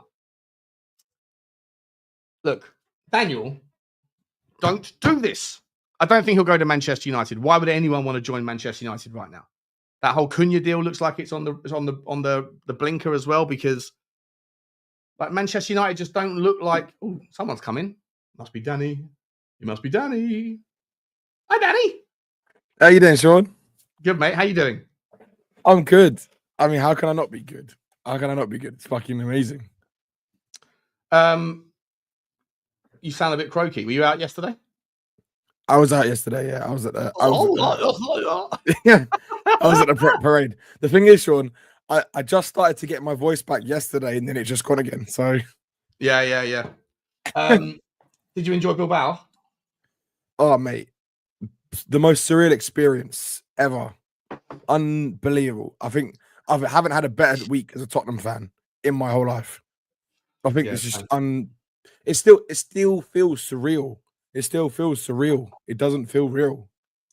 It's just unbelievable, Sean. It's just there's not really many words that can explain how good that feeling was, especially being there and witnessing it in the stadium. It's another level of experience. I mean, just by what I've experienced winning a League Cup and watching us win the League Cup when I was watching it on TV, and not being in the stadium, but then being in the stadium for that and seeing that, it's a different feeling. Are you going tomorrow? Yeah, I'm going tomorrow. Yeah. Are you going? I think so. I mean, I definitely want to, but I'm. You should try, man. I just feel like I've had a horrible. Both Henry and I have both been really sick since we came back. Oh my god. Yeah. I don't know whether it's the travel or whatever, but yeah, there was a you big two are nuts. Yeah, you two are Sean, what did you enjoy Bilbao? Not as much as everybody else, no. I let myself down, mate. I do it all the time. I'm the king of self-sabotage. It's the story of it's the story of the Tottenham. It's the story of the Shawnee. You know, I always arrive and then go massive the day before the event. You know, I remember I was my brother's best man at his wedding in South Africa, and I just arrived in from Thailand. I'd spent like 6 months in Thailand, Thai boxing and that, and got off the plane and got absolutely smashed with these massive South African guys that were my brother's wife's bridesmaid brothers or boyfriends or whatever, and they they just handled me in the drinking stakes, and I woke up on the day of the wedding and I was violently ill like 5 minutes before I had to do the ring stuff. I was just like, why do I do it? Why can't I just like relax, just wait? The party is coming, just wait, you know. I can't do it. Sean, everything is about you can't. You know, I didn't even drink a lot when I was in Bilbao. Even on the day, I hardly drank a lot, which was I was surprised, to be honest. I must have had about 4 or 5 drinks. I want to give a public apology to you, mate. I think I gave you a dressing down about some of your plans and stuff, and I was like, "What?" The next day, going, "What am I doing? What? Like, it's not my life. Danny can do what he wants." But you know, at the time, I was like, "No, Danny." Right. I know. And then you did the thing that you were telling me not to do. Yeah, exactly. So that's why I said, mate. I said, I know. I'm not saying this because I don't know. I'm saying this because I know. I know that you're not that similar to me. So, but I know. But on it. But look, I told you even then, Sean. What you said to me, it didn't bother me at all. Like, I take it in. But look, I'm just glad that you're not completely, absolutely out of it to the point where you just couldn't even live. like you're just about. At times on Wednesday morning, if someone had put like a gun and left, if Henry had gone, look, listen, mate, here's a gun, just choose wisely. Okay, see you later. I know. Henry was like, yeah, Sean, he's dead. He's not getting out of the bed. No, I'm done. A bullet in me, I'm done. Mate, we're just talking about some transfer news and clues. Before we get into that, I want to get your take then. So, like, is Ange Postecoglou? You were Ange out, weren't you? I was Ange out, yeah. So have you changed your mind? I'm of the opinion, Sean, where I think I think he deserves a chance to see what he can do because he's proved us wrong by winning the title, by winning the European Cup, right? The Europa League. Now, we can't obviously forget, like I was saying on Dan's show earlier, we can't forget the last 20 months of what he's achieved in the Premier League. Like in the Premier League, it's not been good at all. We've had some of the worst, lowest points tally, lowest ever finish in the Premier League, and all this kind of stuff. And I think what I think is that I don't think the club are going to get rid of him, but if they were to get rid of him, I wouldn't be against it. I'd be open to what they want to do. And what's more kind of changes my views on it is because we've seen Daniel Levy do something that he hasn't really done before, which is to keep a manager in when we're being so bad in the league. And no one's going to know exactly the reason why he did it or why he decided to keep him in. But if it was because Ange Postecoglou maybe gave him that belief that we are going to go for this and this is what we're going to get us back into the Champions League because we couldn't attain the Champions League through the Premier League, through finishing in the top 5, then maybe that could have been the reason. And if Daniel Levy had that belief in him to do that, right, then that's a massive gamble. And Daniel Levy also took a gamble to do that, right? It's just I'm just hypothesizing about what could be. But look, we don't. Is it really reasonable, like with a squad that we have, to just completely? Is it even acceptable just on a fan basis? The respect for the match-going fans, the paying public. No, and all. Like, I don't know. Just like I just think the guy talks out of both sides of his mouth, mate. Like, I pay attention to what he says, and I hear everything. I remember everything, and I'm like, that's not what you said before. Again, like last season, he said finishing top 10. Finishing 10th and getting a trophy is not a good season. And now he's saying the grandmaster plan to finish 17th all along. Like, what are we doing? To me, it's insulting. It's insulting that he thinks that I should hear that and go, oh, okay. Oh, no, that makes sense. No, it doesn't make sense, bro. It doesn't make sense. I'm not a fucking idiot. And I'm not going to sit here and like just go, okay, whatever you say, Bob. you're the main character. Nah, sorry, mate. I know what you're saying, Sean. Do you know what, right? I think if you are a real serious club, like a really serious big club, a big club would probably get rid of him. Say, right, you've done something amazing. We're going to go in a different direction now because the last 20 months in the Premier League, you've been awful, right? That's what a big club would do. I don't know. I mean, none of us know really if Daniel Levy's going to get rid of him or not. Based on just what's happened, everyone's feeling is that everyone, I couldn't agree with that. I couldn't disagree with that. Sorry. But I think everyone's. I'm a massive fucking sure. Yeah. We all are to an extent, Sean. But based on because of just won a European Cup, I think that if they keep him, I understand it, and I'd be happy to give him a chance. But I still feel I'm not sure if he's going to prove us right in the Premier League because he's proved us wrong in the Europa League. Can he do the same in the Premier League? That's the big question. He didn't prove anyone. He didn't prove me wrong. I fucking bought the ticket in. We hadn't even done our last 16. I know. And I was like, we're gonna go and win this. We're gonna go and win it. Not because I had untold faith in him, but because the quality. I was like, we're better. And everyone was like, oh, don't write off Bodo, don't write off United. I was like, what are we doing here? The same team that we've beaten 3 times. This is terrible. This is Manchester United. This is not Man United of old. I know it's not. But I was like, nah. We're gonna win. So people say he didn't prove me wrong. He proved me right. But people think I'm salty because I was wrong about him. I knew he would do it, but I don't think that the quality of. I know he's not responsible for who he plays, but like. No. Are we supposed to sit there and think that Leeds United are an amazing team because they won the championship? Like, I don't think so, right? But no, some of the teams in the Europa League are championship level. Like, that's just the reality. But we can't go away from the point that we haven't won a European trophy in 41 years. Of course. Right? Arteta has played in this competition a lot in the last couple of years, right? Yeah. Or since he's been at Arsenal. And I was hearing even Lee Gunner talking about how they got knocked out by lower league teams and they didn't get over the line in the Europa League when they should have done it, right? And they were the best team in it. We were knocked out. Mourinho got beaten in we didn't do anything in the Conference League. This is why, Sean, I say, like, you have to still win it. It doesn't matter who's in front of you because it's a cup competition. It's knockout football. Anything can happen, right? But the fact that we've actually gone over the line finally and actually done it, that's a lot.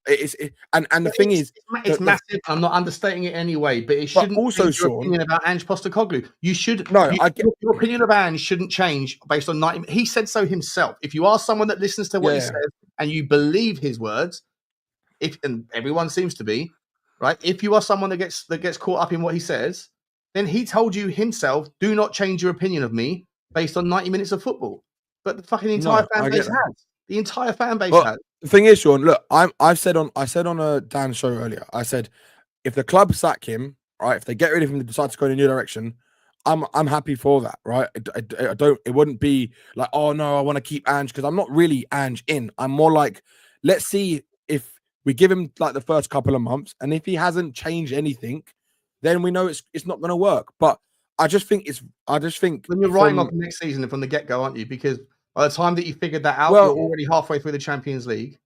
But I'm also my opinion, Sean, is also based on how Daniel Levy runs the club, right? We can't change the way he runs the club. No one can do that. Only he can do that. Now, if Daniel Levy's been like, if anyone's been got a stay of execution now, surely it's Daniel Levy, right? No, yeah, I'm not disagreeing with that. But what I'm saying is that if he wants to, he will sack Ange if he wants to. But I don't think he will. Yeah. Right? No. And by the way, and that's 1,000 times. I'm okay if the decision is that he stays. As much as look, I know. It's the same for me. Like, as much as I wouldn't mind also seeing a new direction to see what someone else could do if they can take us to the next level. Because the fact is, none of us know. Even if we dismiss the last 20 months in the Premier League, none of us know what can happen in the summer, and none of us know what Ange can do if he actually goes in manages the season in a different way with better quality players. He said to us after that trophy that he now wants experienced players, right? It's the first time he's come out and said publicly that he doesn't want youngsters, he wants experienced players. No, he said it in January as well. No, but it's more emphasis now because we're in the Champions League, right? Yeah. So we're gonna have to, because let's be honest, we were talking about this earlier. That front three is not good enough for Champions League football. The front three that played in that final is not good enough for Champions League football. It's just not. So we need quality now. Now, if this is where Daniel Levy can put his money where his mouth is and shut the whole fan base up once and for all, right? If he goes and buys ready-made players to go into that first 11, goes and gets 3 or 4 ready-made players, right, that are going to completely improve us from an attacking perspective, then I wouldn't mind seeing what Ange can do, because if he's shown us he can adapt if he wants to, right? He can go gung-ho football. He can go counter-attacking. He can go ultra-defensive, and he's done it all through different games in the season. But is that enough? Like, I don't know if like the two extremes are enough at the very highest level, right? Like if you park the bus for 85 minutes against Bayern Munich, PSG, Real Madrid, whoever, you're going to get picked off.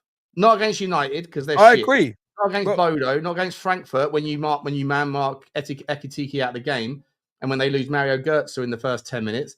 But against that PSG midfield and front line, like, I know you say that though, Sean, but we still beat Liverpool in the League Cup, right? In one game. I know we didn't win the tie, but we still beat them in one game. We played counter-attacking football against Man City and we beat them 4-0, right? Mm-hmm. So my thing is that if we have better players up front who are better in transition, I think the football will work better. His style would work better, and it would be more efficient up front, right? So it wouldn't be as complacent up front as we are currently. I think if you have better quality players, if you want a guy who can play deep lying, low block, transitional counter-attacking football.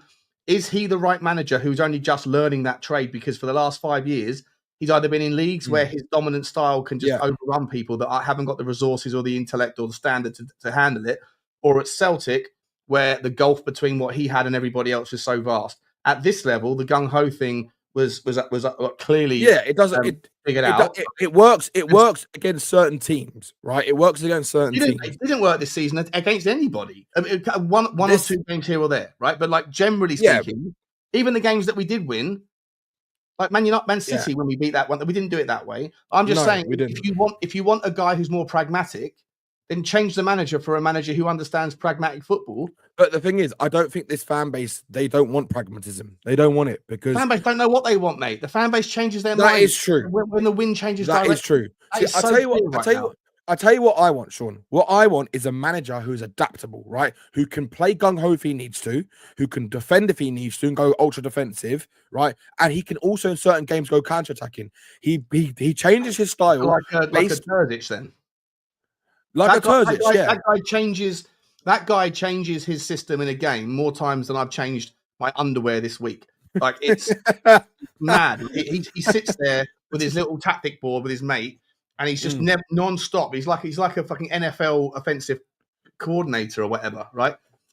And I don't know because then what happens, right? If you have someone that tweaks too much, then you have the fans that are always unhappy anyway, that are always looking to pick and nitpick. And they're going to be saying, mate, you've got to let something sit. You've got to let something settle. You've got to give something a chance. So like this, it's true. You're never going to please all the people all the time. But what is it that you personally want? Like, someone asked a question. I think it was West Coast. Yeah, here he is. I know he's West Coast. I've just seen your name. West Coast Cockerel. He said, this is not a gotcha question. Here we go. But who are the managers we could bring in that are less of a risk for next season? It's a good question. Like, it's a hard question because, like, if we're talking about Xavi, he plays maybe the right ways. He's good with youth players, this kind of stuff. We've seen it. But, again, the risk is he hasn't managed in the Premier League, right? So we don't know what he would be like. It could go one way or the other. We've seen top managers come to the Premier League and not do well. And it's like, that's because it's a different intensity. So it's a more physical league and more teams are up for it in that respect, in terms of you could play anyone in this league and lose badly if you don't give 100% in that game, right? And it's very tactical league. It's very different. It's not like the same in other leagues, right? So it's a risk in that respect. I think any manager you bring in is going to be a risk. I think even keeping Ange is also another risk. That's life, right? Life is about making decisions and whether or not it pays off or not. That is literally what life is, right? You choose a decision. Sometimes it works, sometimes it doesn't, right? And that's in any walk of life. Yeah, but you've got to get more decisions right than wrong, right? Of course you do, right?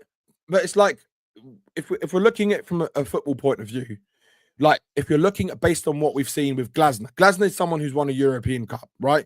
He can play with the players we've got. It might suit the system that he plays, right? It might be better. He might be able to be a bit more adaptable in certain games and might do it rather than Ange being more stubborn and only doing it as what Sava says is when his job's on the line, which it could be a valid point, right? Because that's not a valid point. That's the bang on. Like he and I absolutely agree on that. Like the only reason why we went the way we did was because that was the only way he could be right. Because if he carried on doing what he was doing in the Premier League and the Europa League, we would have been beaten by Frankfurt. Yeah, which is the only thing that makes me worry about next season. Because as much as I want him to, as much as I think he deserves a chance, the back of me is saying that is he going to actually change with better players, or is he just going to keep doing the same thing? Because we know what's going to happen if he does the same thing. If he does the same thing as what he did this season, right? But do you care, like Danny? Because a lot of people are saying now, and to be fair to them, the people that I heard saying this, they have been consistent in as much as 3 years ago, 2 years ago, last year, they were saying top four isn't a trophy, right? But this season, they were saying Ange has to go because the Premier League's unacceptable. But then we won, and they're like, well, who cares where we finish in the league? Give me a trophy every year. The problem is that you can't expect to win a trophy every year. I don't know what the expectations are going to be. I know that's not a fact, it's an opinion, but I'm pretty confident. I've said it 1,000 times. As much as this is an unpopular opinion, I think that getting to the Champions League final and losing it was the worst thing that could have happened to Tottenham at the time in which it happened, because we were just on the precipice of that new stadium, the £1 billion of debt, and it reset expectations around what Tottenham fans can expect, right? Suddenly we're eating at the big table and we should demand that, especially on the back of 2 or 3 years ago where we finished second and third, etc. We were now like, even though we didn't really, deserve to be in the Champions League final on merit necessarily, but we got there, we found a way. But then the fact the expectations are up here, reset, and then obviously you're going to come back down to gravity, and then that's unacceptable, right? And the next people that took on that sort of that role of manager were kind of doomed to fail. I don't know what the expectations are going to be going forward from this, but if the expectation suddenly is deprioritize the league, but I need to win a trophy every year, you're not going to win a trophy every year. There's very, very few. In fact, like as I said before, the most successful teams of all time, Manchester United and Liverpool in English football. If the gauge on what is and isn't success is a season with a trophy, then even the most successful teams of all time fail more times than they win, and everybody else fails more times than that, right? So if now the narrative is fuck the league, let's just win a cup, well, you're not going to win the Champions League, in my opinion. It'd be incredible if we did, and if we did, then fuck it, all bets are off, and I'm entirely wrong, and I'll eat my hat, right?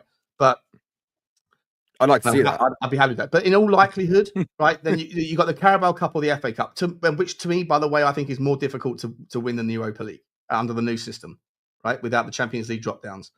But you're not going to do that anyway. But I know, but let's be honest, right? That Europa League should have never had the Champions League drop downs in the first place, because it should never have been the teams that fail in the Champions League drop down into the Europa League. That's not fair on the teams that got there on merit, right? So that I'm glad they did that, because it makes it more fair now. It makes it more, yes, you can argue and say, yes, it makes it easier, but let's be honest, they should never have been in the first place, those teams, because they failed in the Champions League. So what, they get a chance to win a trophy because they failed? That's ridiculous. No, it's fine. It's a very valid point. It's a very valid point. I've got no issue with that take. I'm just saying that if the new line in the sand is for fans, just do what we did this year every year, it's still not going to happen. No, I think it's not. You're right. It's not right. I said this to someone else. If we deprioritize the league next year to try and do the Champions League or the FA Cup or the Carabao Cup, and if we lose in the semi-finals and we finish 17th, then every fan's going to be like fucking up, and it's like again, right? They're going to be mad, right? What a shit season. So of course, be careful. Be careful what people like.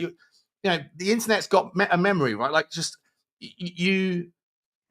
What is it that you want as a fan? And for me, like if 75% of your season, if 8 months out of the 9 in the season, you're walking away going, that was shit. Just lost to Leeds, just lost to Sunderland, just lost to fucking Fulham, just lost to West Ham. Why? Oh, whatever the new spin is, right? Oh, we got the Carabao Cup on Sunday, or Micky van der Ven's out for a couple of months, so we can't expect anything more. Sorry. Like that's not why I watch football. I want to enjoy the season. I don't want to enjoy like 4 games at the end in May. I want to enjoy from August all the way through. And if people want that, then fair enough. Feel how you feel, but that's not how I feel. The Premier League is your bread and butter. It's the best barometer of where you are as a football club relative to your peers. And I think that this season, I'm very happy that it finished the way it did. But I don't want this thing to be a template for us to no, I asked the question, Sean, and said to people earlier, like and I've asked a lot of people this, would you take 17th and if we would to win the Champions League? And everyone said yes, right? Pretty much.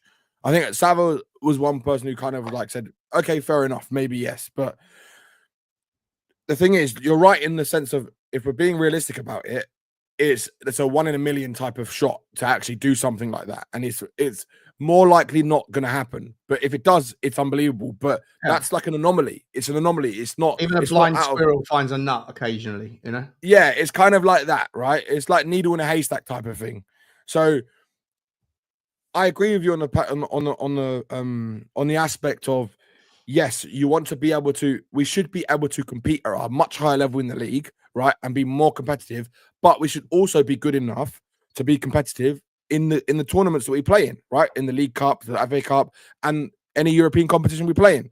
And I think the biggest problem what we've had is, and I think it's still going to be a massive problem, and it does kind of go back to Levy, right? It's because if we can't find players who are on a lower wage than the other clubs we're competing against that are of the same quality of our opponents that we're competing against, then we're never going to be able to compete at that level consistently. You're making the assumption there that we're never going to change our wage structure. We have to. No, but this is what I'm saying, Sean. What if we don't? I'm just playing devil's advocate. I put my neck on the line and said that this summer we're going to have a new club's highest earner. I've been saying it since September. And if I don't, I'll be wrong, and I'll be like, fucking hell, then Daniel Levy's a dickhead. I'll 100%. Yeah, I know you said this. I know you have said this. I know.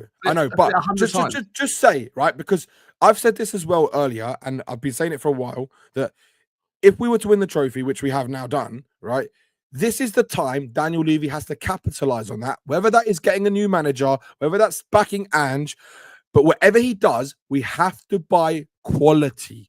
That is a given. We've got too many youngsters now, and we've got so many good youngsters in our academy. Let's not buy any more because we've got a lot of them, right? Let's build them up, but sprinkle are you okay buying quality that also happens to be young, or do you want experience as the experience? It has to be experience. We need I tell you who I want, Sean. I want someone before you do, because we'll come to that segment in a second. As well as the next segment we're going to go, because I've got a bunch of other stories. One of them is about Everett, which I was just getting through before you popped on. Let me just get through some super chats. Before I do, actually, just to answer the question of West Coast Cockerel, who I think has just become a new member of the show as well. Thank you very much, man. I appreciate your support, buddy. Big up to you.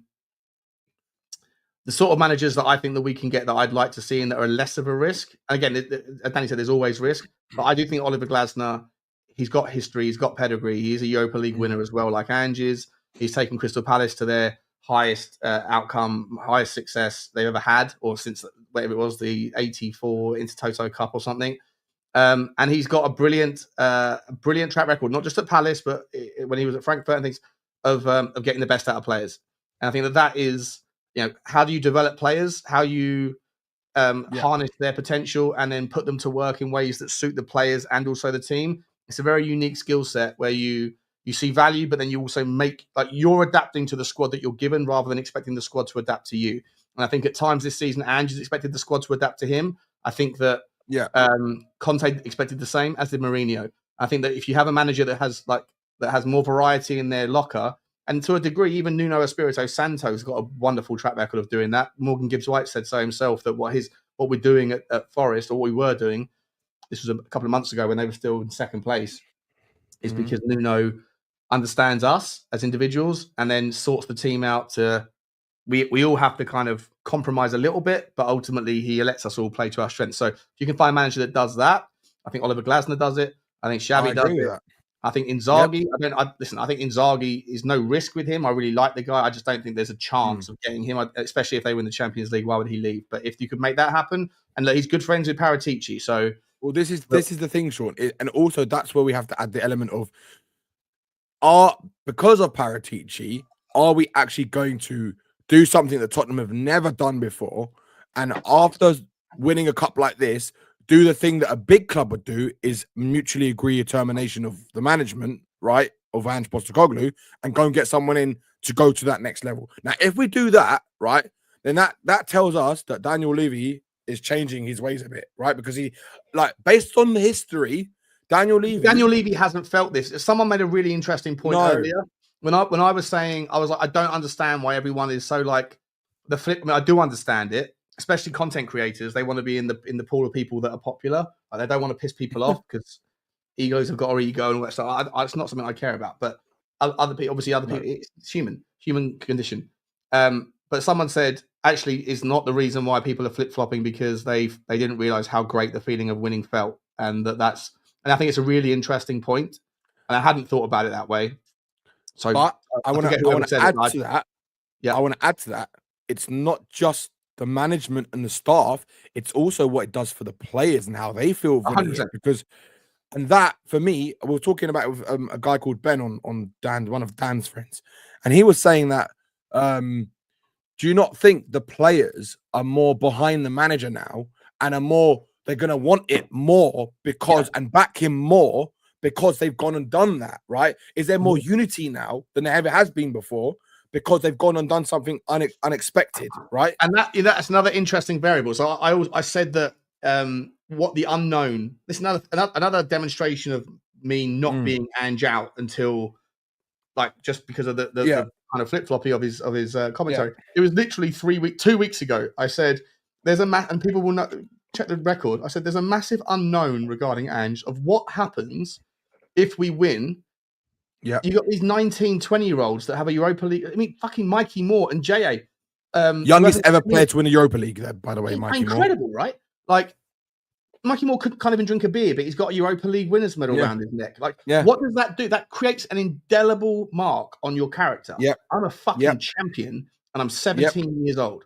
What does that do for someone's confidence as an individual? It can only be great things. Only be great things. But in terms of... And also, Sean, it's like they've tasted the success now, and it's whether or not those players inside them, like, I want fucking more. Sorry for swearing. Right. I want more of this. I want more. And if they feel like that with Ange, then who knows what could happen. And that's the thing. We're going into unknown territory right now. And that's why I'm saying, for me personally, if you're they keep... You're open-minded to Ange. I'm open-minded too. It's just not... Like, if he stays, he stays, and I'll get behind it and I'll back it. But... You know, but I am not going to sit here and like ignore his contradictions. 100%. You can't ignore them because I think that you have to as a fan channel. You have to give both sides of the coin. I'm open-minded to it, but I personally, if there is a better manager that's available, I'm interested. One thing you touched on about the board and also the players and whether they believe. I think it would behoove Daniel Levy. Now it kind of flies in the face of what I was saying around have a decision that's already been made, and the fact that they haven't is concerning. But I would imagine that it would behoove Daniel Levy to seek out the opinion of the leadership team and the players and say, what do you currently think? What's the feel in the dressing room around Ange? Do you like if we were to move in a different direction, would the team be okay with that? Would the team be not okay with that? At the same time, I guess you're asking the school kids whether they like their teacher. So it's not necessarily an easy conversation to have, especially if you haven't made a decision. But if there was a way that you could kind of feel it out without maybe making it public, then I think it would be important, because what you don't want if you're Daniel Levy is to make a decision that you think is for the best for the club, but ultimately it's going to backfire because the players are like, you just sacked the guy that's we won together. This is exactly the reason why, Sean. Yeah, it is, and this is exactly the reason why. I don't think that they will get rid of him. I think the Paratici coming in is going to be the man to go and get better experienced players, because if you actually look at the team that played in that final, only one player was bought by Lange. Everyone else was bought by Paratici, right? If you actually look at it, everyone else. Udogie, Porro, Vicario, Bissouma, all of them, right? Dragusin? Oh, and no, he didn't start in the final. I'm talking about who started in the final. Who started? Right? Okay, who started? It was only Solanke, right? And I don't know, maybe Brennan Johnson as well, right? But other than that, everyone else was players from him. So, what I mean, I think you're touching on a really important point, is that what is it the players want? Because if the players really want him, right, they might now, because they've now won it and they've believed in him to win it, and they've created this atmosphere for that. They might be like, do you know what? I'm going to run through a brick wall for this man every game now, because I've tasted success, right? We've done it with him. And if we can do it with him, what else can we achieve with him if we listen to him, right?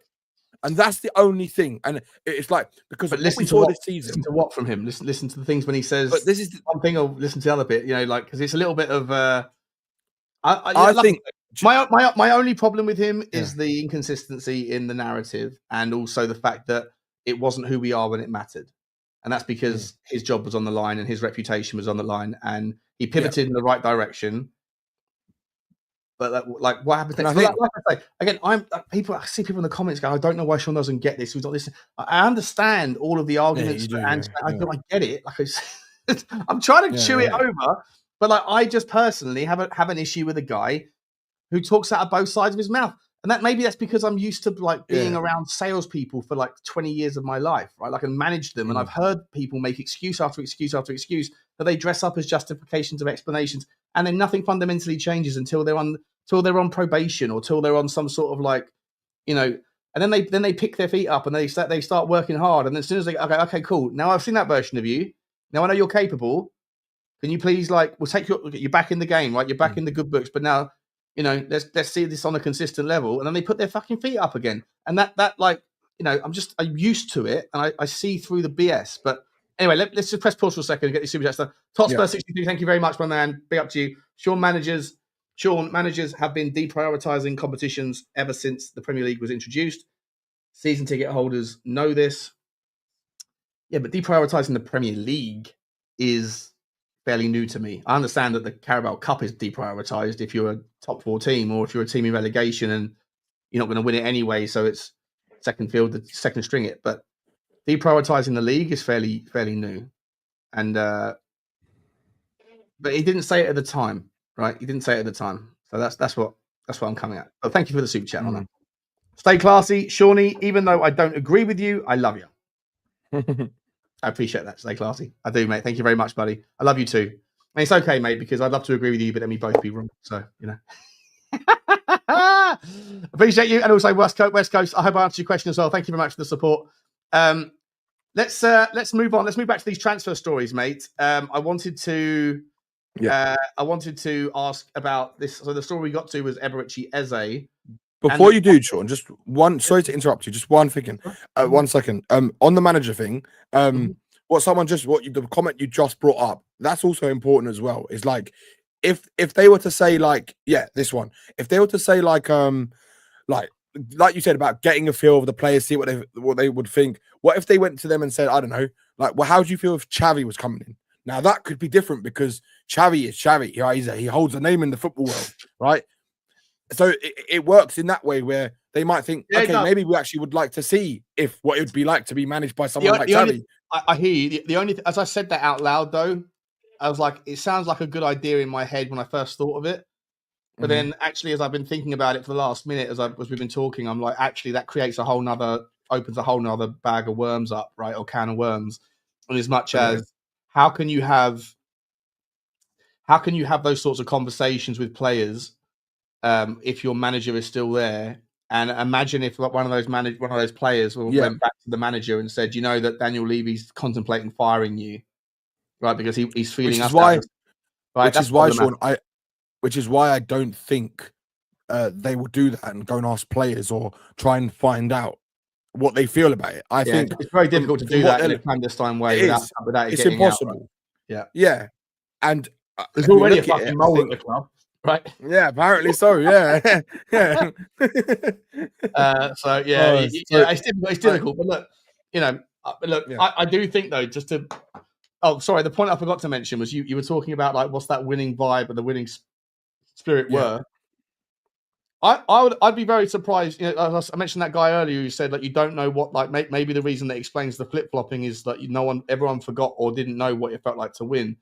Maybe you could extend that to Daniel Levy. The reason I brought that up was because you were saying is Daniel Levy going to change his spots and is he going to show the ambition? Maybe what happened seeing what happened yesterday, right? 300,000 people minimum, I would say, were in Tottenham. My aunt lives 50 yards from the south stand, the first road behind, and she phoned up my mum. And she put me on the phone and she said, were you up here today? I was like, oh, no, I couldn't get off the plane too late and stuff.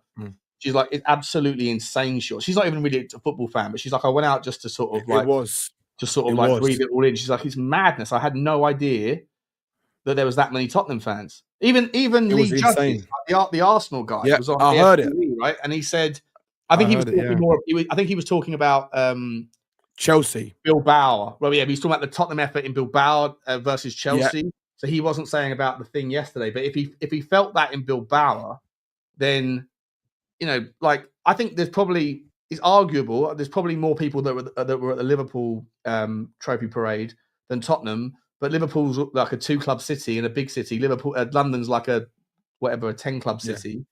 Yeah. But Tottenham is a massive club, isn't it? Tottenham is a fucking huge. You see yesterday, it's like a massive fucking club, but they need to act more like a big club. That's where we, as fans, want to see us because, financially, as you know, Sean, financially, we are a massive club. But we need to be massive. We have to win the big things like the Premier League, the Champions League. If we can do that, right, We have to act like it. That's the gripe that I have with Daniel Levy. I want him, right? I would love for him to go, do you know what? All get the bollocks out and be like, we're going to fucking do this, right? We're going to absolutely do this and we're going to go for it, right?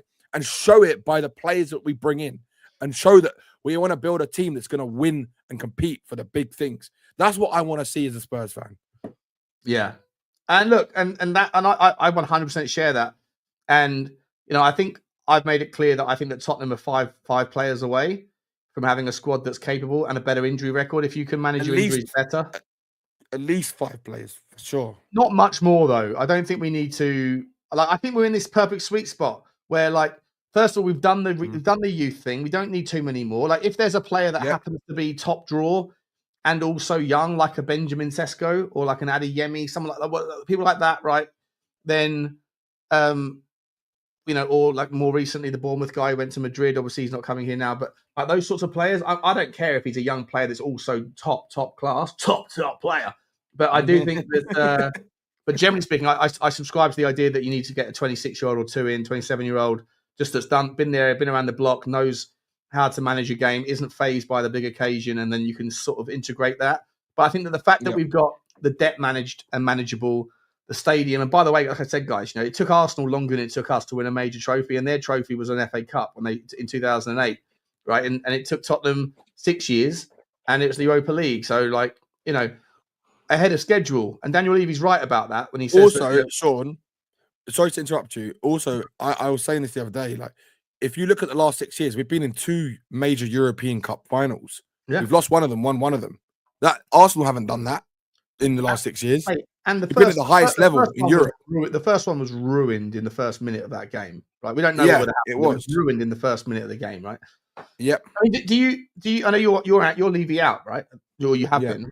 Are you relaxed on that now? What's your take on the whole Levy out? Did you think it's dead for now? Do you think it's going back into hibernation? I was even at the protest, and there were still people saying "fuck F Levy" and this kind of stuff, right? Well, so still, the protest, the parade, at the parade, there were still people saying "F Levy" and this, that, and they still don't like him. But I think a lot more fans have quietened on the Levy stance at the moment, because I think, again, because obviously emotion is really high right now, because obviously we won a European Cup. I think people are going to give a bit more leeway into him, right?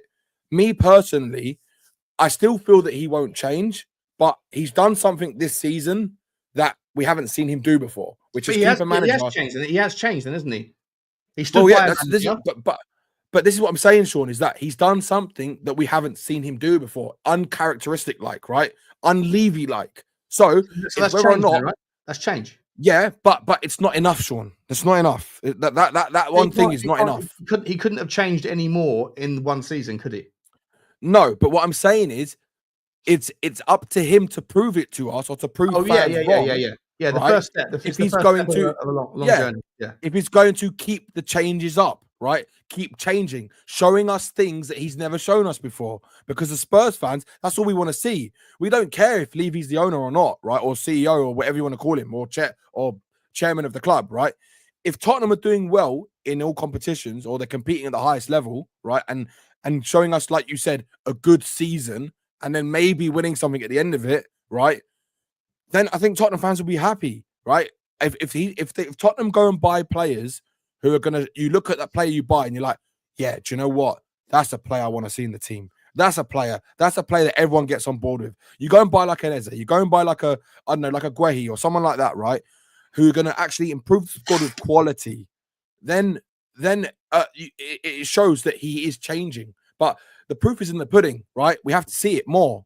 So he has done one thing that he's never done before. Let's see what else he does, right? But my opinion is, I don't know. I still feel he won't. I don't think he's going to go over that next line. But if he does, in what regard? Because in terms of spending money, he has. That's never been a problem. Hang on. See, this is revisionism. Right? It was a massive problem for everyone for 3 years. I've got into so many fucking arguments where people go, he doesn't back managers, and I'm like, what? Or the stadium is but Sean, and it's statistically and factually just fucking waffle. I know that the revenue thing, the wage to revenue thing, the 42%. is the latest stick to hit him with. But before that one popped up in the narrative, because once he doesn't spend the money was debunked, categorically debunked, then they moved it to the wage ratio, which again is full of context that's missing by people that didn't want to look into it because it didn't suit the narrative. But now, like, regardless of the relativism of it, because there is a fact that, you know, a wage to revenue turnover ratio is based on a numerator and a denominator. You can spend the same money, but if your revenue doubles, then your percentage halves, right? But at the same time, relative to other people, if your ratio is 42%, then you have wiggle room to spend. And that's why I think that this summer, as I've said for a year, there's going to be a new club's highest earner. And if there isn't, I will absolutely throw Daniel Levy under the bus for it. But do you know what, Sean? Like the money has, if for people who actually look into it like we do, right? If you actually look, we have spent a lot of money, and I've never been one to say that we haven't spent money. We've spent a lot. We've just spent it wrongly, right, over the years, especially in the last 6 years. Or even the last 10 years, I'd say. We spent most of the money that we spent, a lot of it has been spent wrongly, right? Especially under Ange. He spent a lot of money. My gripe is that our wage structure in the modern era of football, you cannot be competitive with Liverpool, Man City, Arsenal if you don't have players, top quality players to bring into the club. And unfortunately, in football nowadays, those top quality players want the highest wages. They don't care where they go. They go where the money is. That's the fact, right? If you look at how many, you know, well, I'm not saying for every player, but where the money is where they want to be anyway. Yeah, but I know, but let's be honest. If Tottenham are giving players 300 grand a week, right, and they could afford, say if they could afford it, right, just hypothetical, if Tottenham could afford 300 grand a week players. If Ipswich Town could pay 350 grand a week, you're telling me Benjamin Sesko would go there? It wouldn't be out of the possibility. I'm telling you that. That's such a terrible argument. But listen, Sean. Come on, are we doing a chat? But that's not, Sean. Or is that true? I think that's not that Sean. Look at the players. I'm sorry, but look at the players going to Saudi, right? What league is that in? What are they going to do in Saudi Arabia? They get paid stupid money. How many good players have gone to Saudi Arabia in the prime of their careers or the beginning of their careers because of the money? So we can't sit here and say players don't do that. They do, right? No, okay, but they're offered stupid money. They do. That's actually a fair counter. Right. Fair. So I'm going to counter you. It's a fair counter. But most of the players that went there, most of them, not all, but most of them were in their 30s. Most of them were on the tail end of their career. Most of them wanted the final payday. Not all of them. And also, not all of them. There was some. Ruben Neves was a good example of a player that just gave up his career in his respect. There's a lot of players out there that I like that for sure. However, hang on, I'm going to sneeze in a second. It's not quite brewing yet. It's coming in a second. Either way, Jordy. Bless you, mate. The reality is that in the Premier League, where people still want to be for money, the teams that offer the money are also the teams that come with the draw, because they are like Manchester City will pay you the money, but they're also going to guarantee you the trophy. So it's difficult to figure out what the intentions are there. But of course, a player isn't going to go and play for Liverpool. Oh, actually, Liverpool is the counter argument as well, because they didn't break the wage structure. They had a very different type of wage structure where they actually were kind of no. They were compensating in a weird way where Liverpool actually made less money when they went deeper in the Champions League, because the further they went in the Champions League, they had to pay higher money out in bonuses. But Sean, come on, you can't compare Liverpool to Tottenham on wage structure, man. You can't do that. Look at what they've just gone and paid Van Dijk and Salah to keep him there, right? It's stupid, astronomical wages. I'm talking like close to Haaland wages, right? Yeah, so let's not do that game, because they still play players. We are doing no. But hold on, Sean. Right, hold on. Right. So let's talk about the top six, right? The top six clubs, right? If Tottenham including that top six, right? We have the lowest wage structure out of all of those top six. We even have a lower wage structure than Aston Villa. And I know we're not going to get into the financial aspect of Villa. Good to see you as well, Justin. We're not going to get. We know Aston Villa are obviously paying higher wages. Danielle is coming in a little slap of your. She's little dismissive slap of your Saudi argument. But it's not, because unfortunately, what do people do in life, they want money because that's how they live, right? Some people might not want it, but the majority of people, they chase the money. That is life, right? So I don't want to sit here and listen to people say players don't care about the money, because that's bullshit. Because so many players, right, get into football because of the high wages, the fame, the glamour, all that kind of stuff. It's a whole world now. It's a whole like with social media now. It never used to be like that in the 20 years ago, because social media wasn't around like the way it is now. So people they get into it. They're like celebrities. They're massive. They're worldwide celebrities when you go and win a trophy, right? Or you go and win a big trophy in Champions League or whatever it is, World Cup. It's seen around the world, right? So players will they won't say it, but majority of players, just like the agents, right? They want the money, right? They go where the money is. Now, if Tottenham were competing at the same level as Man City on wages, same level as Newcastle, same level as Aston Villa, and we could go and say, right, I tell you what, let's go and get Gyökeres and we'll pay you 275 grand a week. You're telling me Gyökeres would not look at Tottenham and be like, do you know what? Even though now, if you compare it to someone like Arsenal, who are in a better trajectory in terms of their Premier League and where they could, what the titles that they could win, right? Even though they haven't done it, they're in a high, further ahead in their progress than where we are, or process, whatever you want to call it, right? But those teams just below, you can still compete with them, because one thing you can see, right, is we look at what we did with Berghvall, right? Berghvall had two options, Barcelona and Tottenham. Why did he go to Tottenham? Because he was smart. He went to Tottenham because he knew he was going to play more, and that's what Tottenham promised him, right? He didn't care about the money right now, right? Because he knew that if he goes to Tottenham, he's got a chance of progressing and playing week in, week out more often than not than he would do at Barcelona, which is why he chose Tottenham, right? Hey, maybe not. I think he would have played in Barcelona as well, to be honest. I think but at the time, he probably didn't feel like that would be the case, because Tottenham promised him that he would play more game time, which is why he even decided to come to Spurs in the first place, right? I think that's obvious. Right, because if it was at the end of the season, right, and the season that Barcelona have just had, and the season that we've had, then you'd probably say, look, if it was coming this summer, right, then I'd say he'd pick Barcelona every single day, no matter what. He's not going to pick Tottenham, right? But because Barcelona were in that process period where this season they've gone to another level with Hansi Flick, I just think that most players will go for where the money is. And if Tottenham were to compete at the similar level to those clubs, in life, like content creators that want to be on the popular side of course, the right? The amount of I know properties, because I want to be on the right side of everyone's opinion. Like there's people out there that do whatever it takes to be. Everyone's individual and unique. So yes, there's a load of players out there because they've got a 10-year shelf life and they want to make sure they can earn generational wealth. Totally hear you. Of course. Totally get it. So there's also a lot of players that want to be where the success is, and Tottenham haven't had the ability to draw. So when people say the reason why Tottenham can't compete with Manchester City for a fucking Danny Olmo or fucking whatever, insert name there, you're saying it's because we don't pay the wages. I'm saying it's because Manchester City pay the wages and because there's a player there. Yes, but there's a guarantee they're going to be in the trophy hunt. But now Tottenham are in the position, and this is where I think we can merge arguments, where Tottenham can, if Daniel Levy wants to, he can push the boat out. And back to that initial point, it's not just Tottenham fans that may or may not have been used to winning and now suddenly love that vibe and want it to continue. Not just the potential players that are used to it, that weren't used to it, that now have felt it, and that indelible mark on the confidence and the character of their belief in themselves. And the next time we get to a final, you better believe we have an extra 20% of winning it, 20% chance of winning it, because we just recently did it.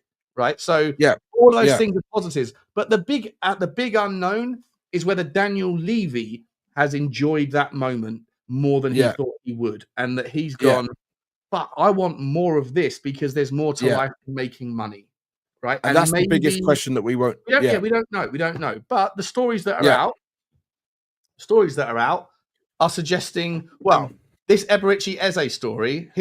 Before we get into it, right, Sean, I'm going to just add to your point, because I agree with what you just said, right? I think what we need to see is the only way you can get to the level of a Man City is by slowly progressing, right? So we're not going to be able to compete with the same level of player that Man City, Liverpool, and Arsenal can compete with right now. But that's not to say that we can get the player level below that, or we can find like a Berghvall or something like that, right? Who's a unique generational type of player who I think is going to be generational. And if you can do that and sprinkle in some more quality and start increasing the level, then when you become more competitive, then people are looking at you and be like, do you know what? Maybe Tottenham could be a really good club to go to. We've got an amazing stadium. We've got an amazing training facility, one of the best in the world in both, right? We've got a team that's competitive, team that's young, team that plays the right way of football or plays a football that's competitive, right? And then you can start getting the players and they start wanting to come to the club. They're more attractive to you. Right? You'll become more attractive proposition for a player. So, and that's what I mean by when you start paying higher wages for better players, you have to start where you can get the players, you can attract a certain level of player.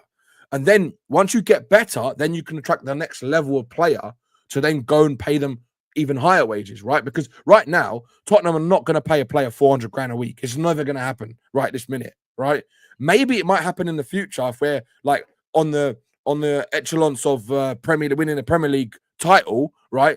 And then Daniel Levy, like you said, he's like, do you know what? I want to win it. I want to win. That's what I want to win. If Daniel Levy has that inside him, then you'll see something more like what we're seeing. Maybe, well, you'll see him do the thing that you think he will do, Sean, which is to pay players higher wages. So, mate. I hope so. So I don't disagree with you, but like we shall see. But like the story that I'm a little bit concerned about, I can't get them. For some reason, my screen share is not working. But the article said about the Eze deal, right? That Eze's not going to change his mind. He wants to leave the club.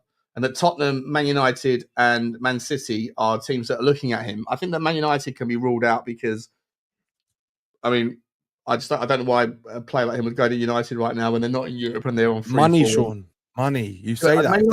Man United are broke, mate. They are broke. They don't have any money. I know they are. I know you're right. This particular deal, £68 million that would need to be paid as it currently is. The current deal it needs to be paid in full in order to trigger it, right? Which is like a one-off thing, which fucks your cash flow. So you'd hope that Crystal Palace would be amenable to some sort of negotiation. However, what I said the other day was, rather than like going in and saying £68 million cool, but we can't do it all in one lump sum. Can we like figure out a payment plan, blah, blah, blah. Even then, Palace can turn it down. The only way Palace have to accept it is if it's paid in full, like a £68 million check, which I don't think Tottenham will do. But so I said, but why don't Daniel Levy just say, look, here's £72 million, £75 million, because the player's worth it, right? He's quality player. And then say, we'll pay you more than the asking price, but we need to have some wiggle room on the structure. And that's what I was hoping. But according to this story, which is Football Insider, and these guys, they seem to have a real good reputation, but actually most of the shit is just waffle all the time. But Football Insider is saying that actually Daniel Levy's planning on going in with a lower bid just to test the water. And that, if there's truth to that, and I hope there isn't, but if there is truth, I hope there's truth to the story in terms of like we're interested.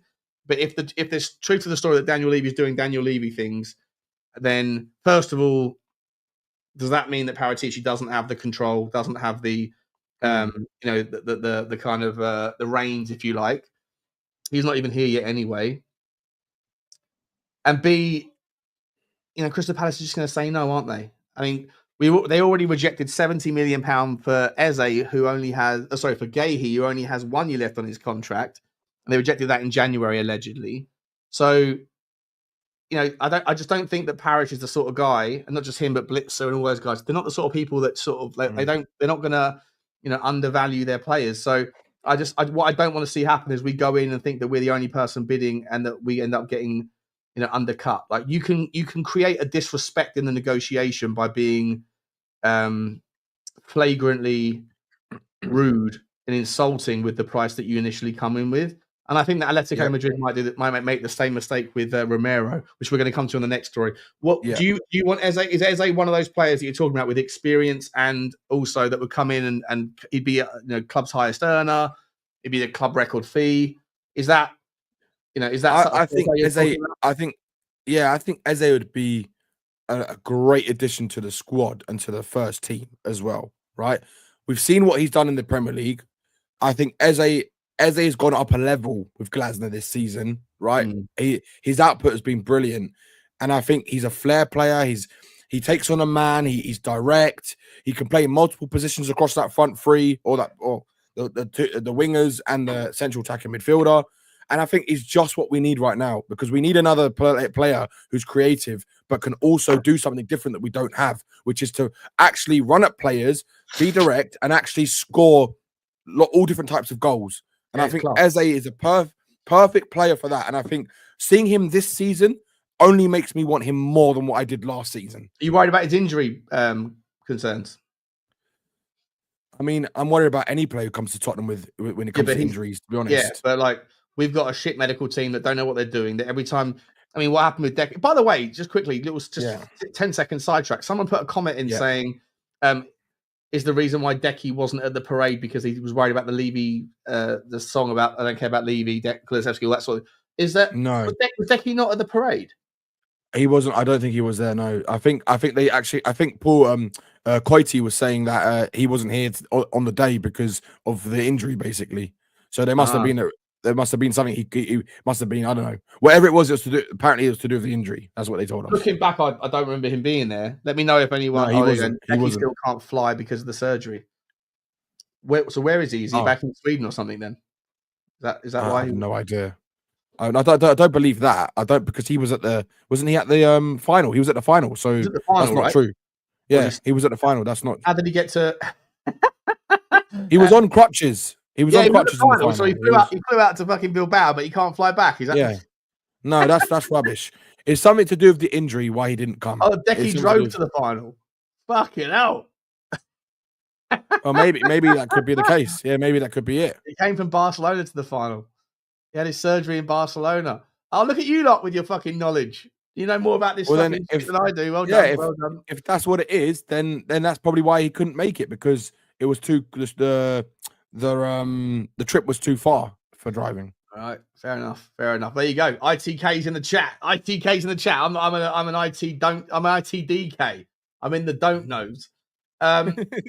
So Ebereche, I'm just a little bit worried about that one, because I think he'd be a brilliant way to start. I mean, if you got like a Cardozo done, Cardozo can be triggered literally next weekend. And would you like Cardozo, mate? Would you take Cardozo? So, I'll be honest with you. I don't know too much about Cardozo. All I know is that he's had a really good season from what I've seen, heard, and read. But I don't know if he's going to be something that we actually need right now. I don't know. So you know more about him than I do. I just really like him. I think he's not polished. He's raw. He's not. People are going to sign. If we sign him, you're going to get 10% of fans going typical Levy, right? And you're going to get 5% of fans going classy, and you're going to get 20% of fans going don't know enough about him, and you're going to get 60% of fans going that's underwhelming. But I think there's a real player there, and obviously I'd love it if Tottenham could go and get like a Samuel Ricky, or who's also CAA base, and Paratici links, all those sorts of things. But it's a no, he says. Regards, Daniel.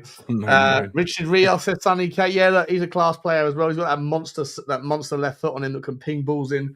But he's South American, hasn't played in Europe. That's a massive unknown around the kind of. Well, it's like the Edison. Is it Edison at Atalanta? Yeah, Edison's at. Yeah, I mean he's class, but he's not a 6.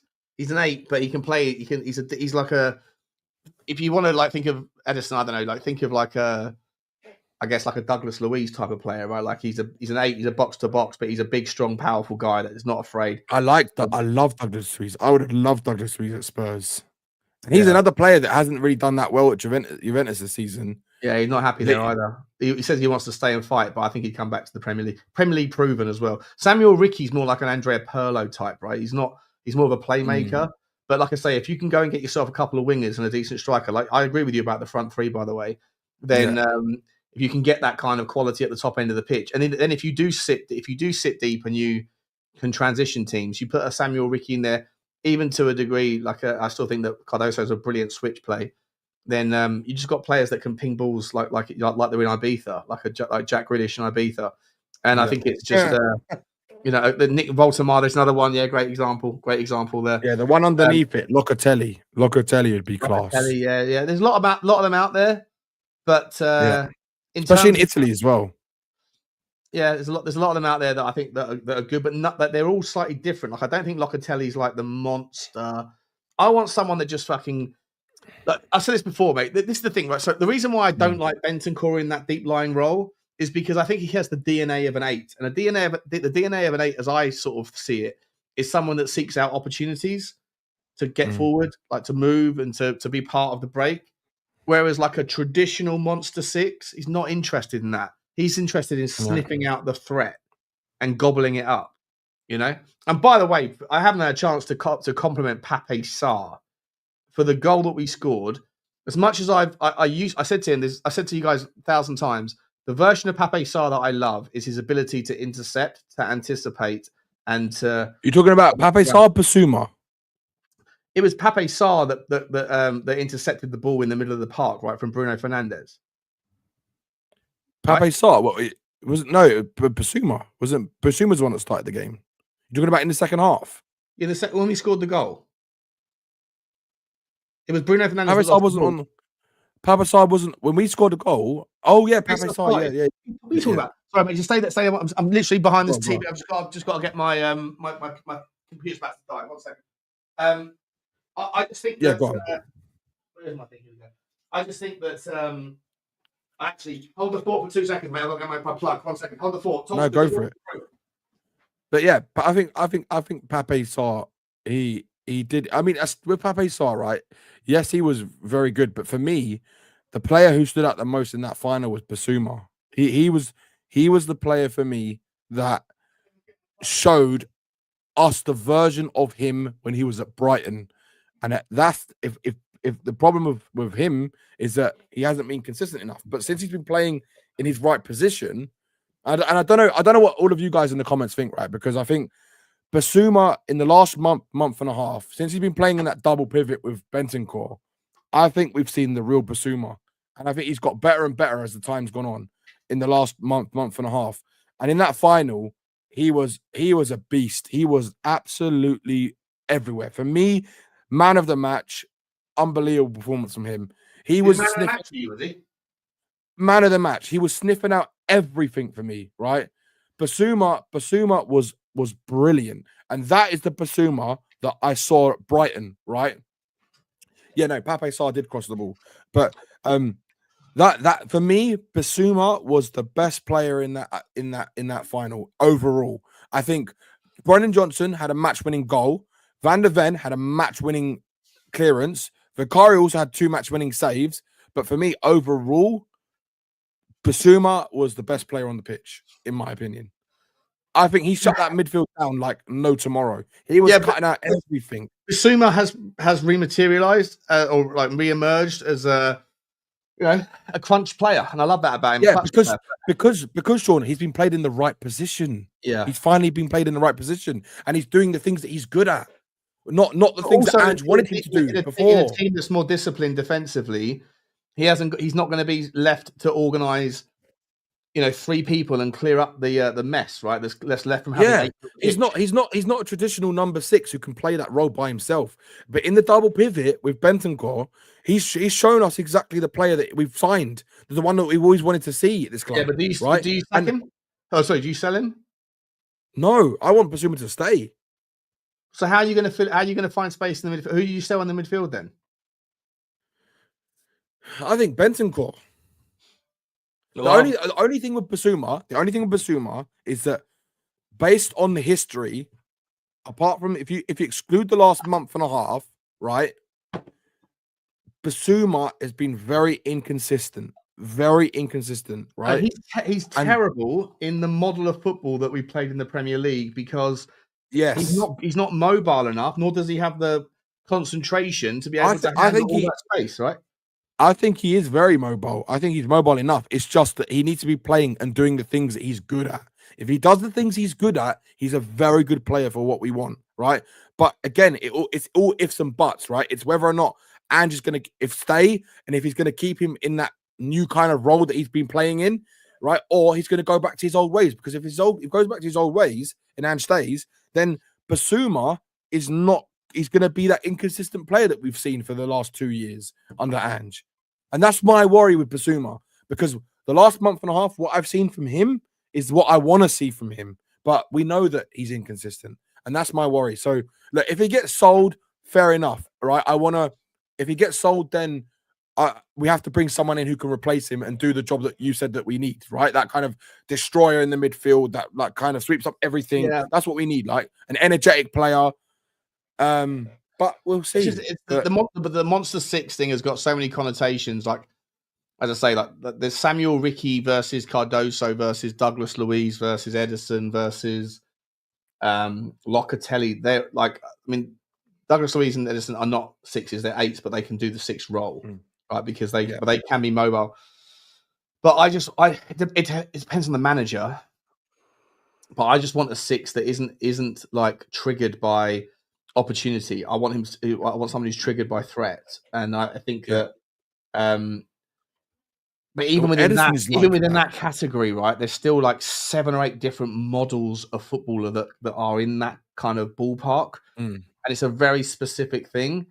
And Johnny Cardoso is not going to make everyone's like, you know, hairs on the back of their neck stand up. They're not going to go wow, but he could be the guy that I think is a good fit. And I think he's got so much room to grow and develop. So I'm okay if it's him, but like. You know, we're even though we've got money to spend now, or you hope, and we've got room on the wage bill, you can't really expect Tottenham to go and get like an Eze and a Jonathan David and also a Romero, like a Gahey if he is the target for Romero. Jonathan David, they could get Sean because isn't he got like 1 year left on his contract, or is he a free agent? Free agent. I know the wages will be big and the signing on fee will be big. So they could actually do that, but it's not going to be like a 30, 40, 50 million pound fee plus crazy wages. It'll be like a 20 million, maybe 15 or something like that on a signing on fee. And you've got your agent fees and then you've got the wages, right? So it'd still be less than what it would cost us if he was had 4 years left on his contract. Just saying, right? No, of course. You can absolutely justify it. Justify the cost. I know what you mean. We're not going to go and spend like 60 million on 4 players and then go and pay them 200 grand a week. We're not going to do that. Like, we're not. We might get 1 or 2 like that, but then the rest we're going to get like the lower level, like your Cardozas or someone like that. Yeah. Do you know what I mean? I'm just torn whether, like, because I think Cardoso's a good player, but I just torn whether, because I think that the 6 is such an important role. And maybe if you go and get him and also another kind of midfielder that's just like an absolute beast. Let me just press pause, mate, because I've got some super chats I've got to catch up on. Terry O'Shea, go to toilet, Sean, right? Yeah, no worries, mate. No worries, crack on. A Dixon is Levy's ears and eyes and ears. It's his son-in-law. Is that bald guy still knocking about? Is he on the? I thought he left when Conte was there, but is he still the mole in the dressing room that sends things back? It is a bit weird, that, Terry. I've got to be honest with you, mate. I don't like that. I think that's nepotism that goes too far. But yeah, I hear you, buddy. Thanks for the super chat. My man, Blaine Devlin. Love you, Blaine. Thank you very much for the very generous, mate. You're so generous, buddy. You're so very, very generous. Big up, lads. Sorry I had to shoot off last night, Sean. Been thinking today about the Vinny appointment and lack of Levy clarity in public. It's triggering my conspiracy side. I think there are wholesale changes coming. I think so too, but I just get worried about the delays, mate. I mean, I think Vinny comes in a week's time. I think so. Like I think he's here from the 1st of June, which is a week away. So, you know, you don't have to wait too long. But we don't know what role is he commercial side? Is he the football guy? Is he going to work hand in hand with Scott Munn? Is Scott Munn going to go? I don't know what it's going to look like. I'd hope or expect that Scott Munn is either completely taken out of any kind of direction around decisions because he hasn't got a football brain. Clearly, he's a cyclist. He doesn't know what he's talking about at this level. And we haven't seen anything from him. Whereas Vinny certainly has a lot of fan engagement initiatives when he was at Arsenal. So I hope we can see a bit more colour of what's going on at the club when he's there. And that's a week away. But for sure, like I just get worried about how long we might go into the summer, you know, and like these players are not going to hang around, right? And you know, of course, you might be able to be like some people say, don't go too soon in the window because opportunities come later. But ultimately, you probably think that the lower hanging fruit is taken if you wait. So no one's going to sleep on Jonathan David. So we need to have people in the club that have got the authority to make those decisions, and we hope it's not Daniel Levy. But thank you very much, Blaine. Love you, man. You're a legend for sticking that in, bud. I really appreciate you, boss. And you did a brilliant job yesterday, mate. I really appreciate you for coming on. Sunila32 says, I'm loving it. Champions of Europe. I am so drunk celebrating. It's beautiful. Still drunk, yeah? Good man. Why not? Don't blame me, buddy. Don't blame you. You guys are both legends. Appreciate you, mate. Appreciate you. Getting a lot of hate at the moment. I don't know why I'm getting the hate, but it is what it is. I don't give a fuck. But like it's I think people like, you know, they just want everyone to be on the same page that they are. As I say, maybe I'm dead inside, but you know, for me, I'm on to the next now. Like that, we won the trophy, great. It wasn't my trophy. I didn't put my hand on it. I didn't get a bonus. I didn't get the medal. So awesome, we've done it. And I'm certainly, you know, I'm very delighted. I'm delighted by all that stuff. But now that we, you know, the world doesn't stop turning whilst Tottenham celebrate. So this channel is just going to move on now, and we'll talk about it when we have to talk about it. But we're talking more about the outcome and the connotations from it, rather than just sitting here bathing in the glory of other people's success. Congratulations to the players. Congratulations to Daniel. Congratulations to Ange. Congratulations to all the fans. They've been waiting a long time. But I want to talk about how we now use this as a catalyst for the next, and I can't wait to do so. Thank you for the super chat, my man. Another one coming in. Matt, wow, massive one. Moose City. Thank you so much, Moose. Hello, mate. Come on, you Spurs. What a feeling winning the cup was, man. I wanted to turn off season and get your opinion on signing. Would you take a go and try to sign Mbeumo? 25 and very efficient, gives me Salah vibes, but I fucking love Brian Mbeumo, mate. I've got no idea why this geezer hasn't been a part of transfer rumours for the longest time. Right? He was cheap. Brentford are a good team, a likeable team. There's nothing to dislike about Brentford. They've got a good manager. They've got an organised system. They outperform. They've got a nice owner, very clever in the market, database. There's everything great and admirable about them. But Brian Mbeumo is above their level. And I'm very surprised that it's taken until this season for him to start to get those rumours. And I'd love to see him come in. I really would. The question is, though, I guess, is, you know, how do I say this? Are we guilty of sudden, like, on Tuesday, I'd be like, yeah, Brian Mbeumo, go and get him. Now that we've won the league, or the Europa League, I'm putting it out there.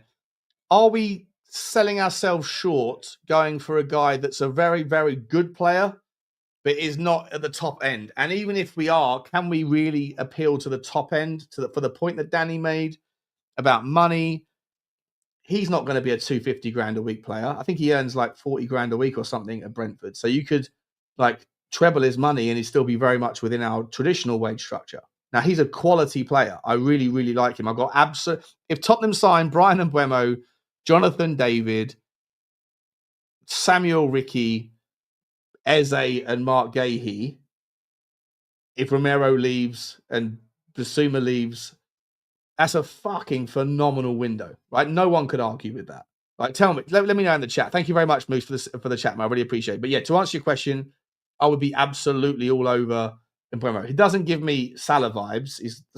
No one gives me Salah vibes, right? Salah is in a world of his own. But in terms of power, in terms of smart, in terms of intelligent, he's an intelligent player. He knows, you know, when to make the run. He's not. I don't think he's known for being an offside trap victim. And he knows to put the ball in the back of the net. He's clever. Like I say, there's nothing to dislike about him, Mbeumo. He's not even that old, right? He's not even that old. You say 25, efficient, and he scores bags of goals in a Brentford team that are not that creative. Imagine what he could do. Is he a take-on specialist? I think he's more of like a terror. I think he can like pop and pivot and just be in the right place and do things. But does he like sort of from a standstill position when you've got a low block in front of you? Brentford don't often have low blocks in front of them, but when they do, does Mbeumo get the ball to his feet and he's from a standstill? Does he have that acceleration and that zip to be able to beat a man? I'd say yes, but not at the top level that other people do, where you look at players like Adeyemi, for example, right out in Germany, who's just got bags of speed and bags of acceleration. Those sorts of players are useful in different scenarios. Danny, we're talking about Brian Mbeumo. Moose City's come in. Brian Mbeumo. is he like in a world where we get up against low blocks next season? Do you think Mbeumo's got the take on speed from a standstill start, where he could just like either like mesmerize, hypnotize the fullback, and then just juke in at the last minute and create space? I don't think he's necessarily known for being able to beat a man from a standstill, which is what you have to do sometimes if you're playing horseshoe football. I don't think he's necessarily that guy, but in terms of the value of the player, I think it's a no-brainer. I think he's got better dribbling than players that we've got in our squad, and I think he can do it. I think he's got that in his locker to do that. Yeah. I think, and especially for the fact that he plays predominantly on the right wing, doesn't he? Mm-hmm. And I think he's exact. He can, yeah. And I think that's exactly what we need, a player like that who's better at dribbling than what we have, who is fast, but also he can score goals, and he can also create. His crossing ability on both feet is quite good from what I've seen. So for me, Mbeumo, I think, would be a very good player. Again, I know what you mean by, is he going to be the best player that we could get from when we're playing against a low block? And if we're going to play a lot of teams who play, and we're going to play, say, an attacking style of football, we're going to have to come up against that a lot, right? I do think he's got it in him. Maybe you're right. I'm not sure if he'd be the best player for it, but I think he'd be better than what we have right now on that position. And I think if you got, say, someone like Brennan Johnson, I don't think has that in him. He doesn't have that ability. But what Brennan Johnson is good at is he's positionally very good and getting into those late runs into the box and scoring those tap-ins, right? Incredible. And I think you need a player like that who's got a different skill set in your squad. 100%. Right? Unique skill set, variety in your squad. Yeah. So I think to have him in our squad, I absolutely want him in this team, right? But I don't want him as my starting right winger. That's just me personally. And I think Mbeumo, I'd be a lot more happier to have someone like him as the right winger than what we've got. So yes, I would take Mbeumo, definitely. Yeah, I don't disagree. Thank you for this. Would you, Sean? Would you take him, or is there someone delighted? Is there someone better? Is there someone better you've looked at? He's not. What's that? Sorry. Is there someone better for a right winger that you think would be even better for what we want to do? Because you've looked at a lot more players than I have. I think we need a take-on specialist. Like, I think. Don't get me wrong. Brian Mbeumo's fine. Like, if we get him, I'm like, fucking, I'm cool. Like, you don't. In terms of like, I just think that, someone mentioned Xavi Simons there, right, in the chat a second ago. I'm like, fuck it, we're not. Xavi Simons is not coming to Tottenham. He's not. No. But if he was, like, hallelujah, bring him in. Hell yeah. Definitely. But like I've mentioned him a few times, I like players like Adeyemi as well. I like players that are just explosive, that just can, stand there in a horseshoe formation and just go. My dream signing, who I wanted, was Olise before he went to Bayern Munich. That's who I would love as a right winger. He reminds me of Ian Robin so much. Yeah. We're not going to get him, obviously. Wingers a tenner penny. That we'll do a stream on it in a couple of days or weeks or whatever. There's a gazillion. Cherky's another guy there's the perfect one. Sonny K. Cherky's another guy that I'd love to see in. Right, you go and get him. Where does Cherky play? Where does he play then? He's on the right wing, but he can play a bit everywhere. Really, he can play in the 10.